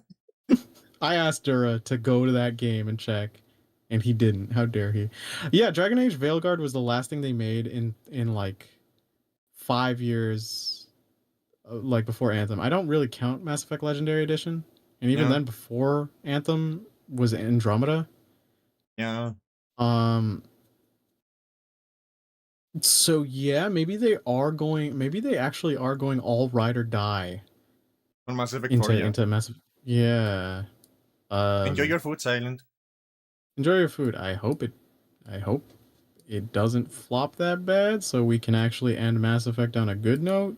Even though they'd probably be trying to revive this and make it a saga, but who knows? No, I hope it flops. We need to put BioWare out of its misery. But the problem is, like, I don't think it's really gonna matter. Like, a bunch of people will probably just buy their IPs and then just run those in the ground even further. Yeah. Yeah, the Veilguard is like stupid because like. Oh wait, no, it's BioWare, so they'd be under EA. So EA would just close them down and then just hold like the IPs captive. Like I hate the Veilguard because like one of the things that was really good about like the older Dragon Age games is like the weight of the writing. Mm-hmm. Like there was some like really heavy, some really like fucked up stuff in those games, and they actually took the time to like explore into that, right? But the new one, the Veilguard, feels like it was written by teenagers, or like a PG-13 show. I've heard it's like dialogue is pretty annoying.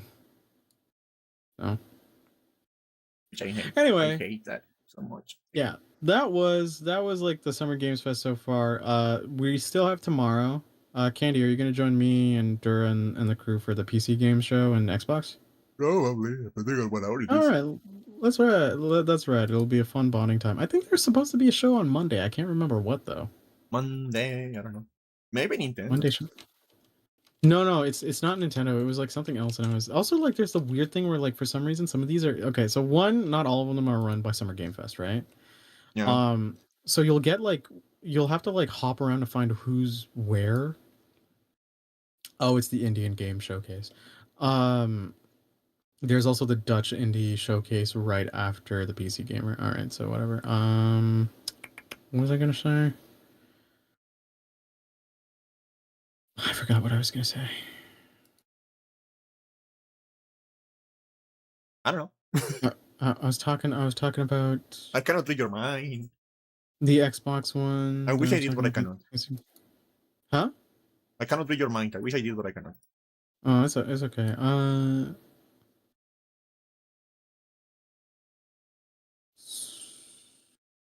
Because you mentioned Nintendo, but yeah, no, there's just some. Yeah, like the problem with Monday- Nintendo is like they announced it like 3 hours before. Right. I remember. It's just like since it's not all organized, it's hard to find a bunch of these. So there were some that were really cool. There was like a disability showcase. There was an accessibility for like gamers who were struggling with disabilities and like that showcase and a bunch of games that are accessible. And there's also like a bunch of the other things there. But then there's also like ones that will conflict with each other. There's like the I think the gaming showcase is like overlapping with the future games showcase, which would automatically put eyes away from it. There's also like other showcases that are just going on there, and then I think tomorrow has like an indie showcase that's running parallel to the PC gamer showcase, and it's just like a lot of this is hard because a lot of people are probably just going to go to the bigger one, which is a bummer. So um and also like since the site is kind of organized, but then sometimes you have to go to external sites because like there are also the ones that aren't directly associated with Summer Game Fest, but they kind of are. So yeah, whatever. After those 2 days, I guess we'll give our thoughts if it matters to anyone next week on them, and maybe we'll find something cool. I can't wait to see a Sony logo in that Xbox showcase. Yeah, baby. Nick, look at this. Yeah.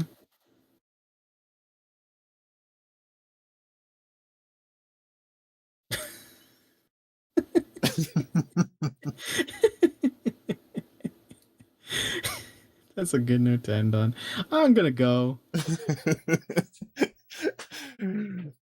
wonder what the fuck he's going to do. He'll probably be like a rival character. They should make Tupac. They should make Tupac a romanceable character. The game will sell more if you make Tupac a romanceable character. The dating sim for Tupac. Tupac dating. Yeah, they make like a new. They made like a new Def Jam, except like it's a dating simulator instead of a fighting game.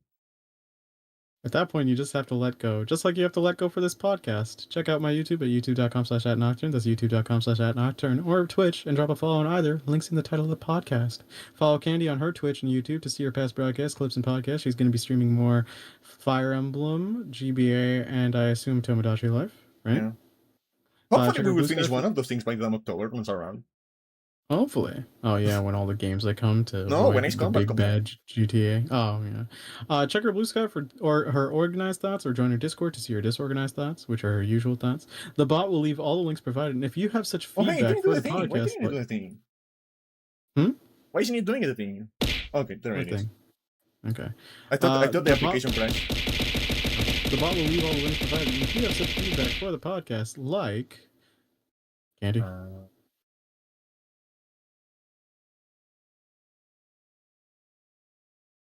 Nick, don't threaten developers, and I'll be like, "You're right. I wouldn't hurt them." Yeah, you have to add. You have to add in Minecraft. Only in Minecraft. Yeah, and only if the promise is that I get something other than Resident Evil. That's all. I will break into their house and hang them from a light post in Minecraft. I promise. I promise I won't hurt Ono. But like, if you just like Capcom, just like, if you just give me a new Devil May Cry, just know that I'm willing to commit horrible, horrible like village raids and burning of cities. Just do it In Minecraft. in Minecraft. Bring back Trish, you fuckers. I love her. All right, bye. Bye. Oh wait, I meant Lucia and Lady. Trish was actually my least favorite one. Ah, fuck, I screwed it up. Now they're gonna give me my least favorite girl. No. All right. Adios. Bye, Candy. Love you. Bye. Love you. Bye.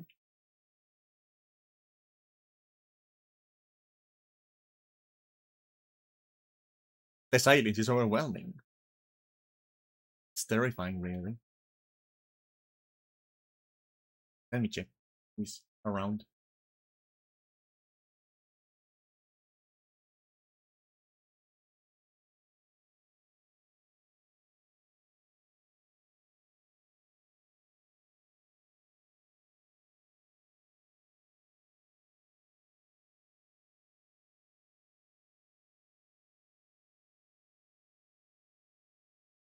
Hmm.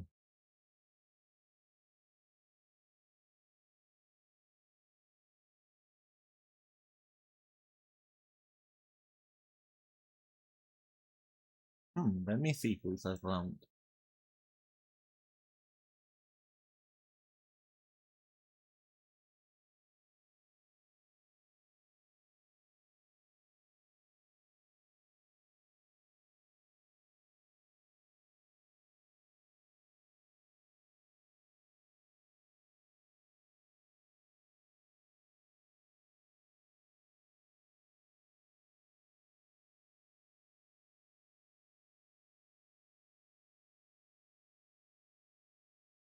Well, let's go here.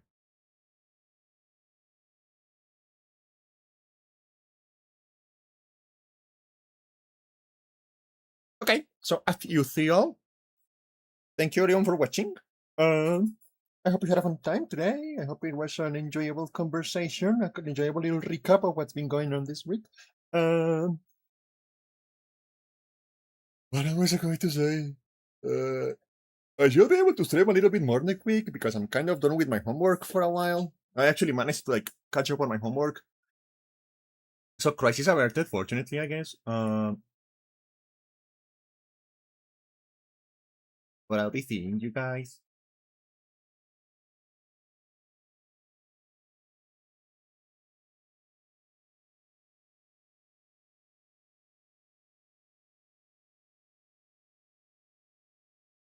I'll be seeing you guys on Monday, probably.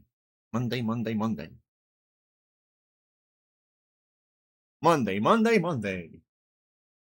What is that from? I feel like I recognize that. Screaming Monday from somewhere.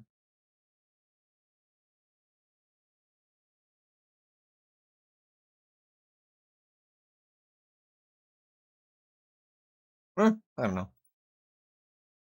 But yeah, I'll see you guys on Monday. Where's the window? Okay. Bye-bye.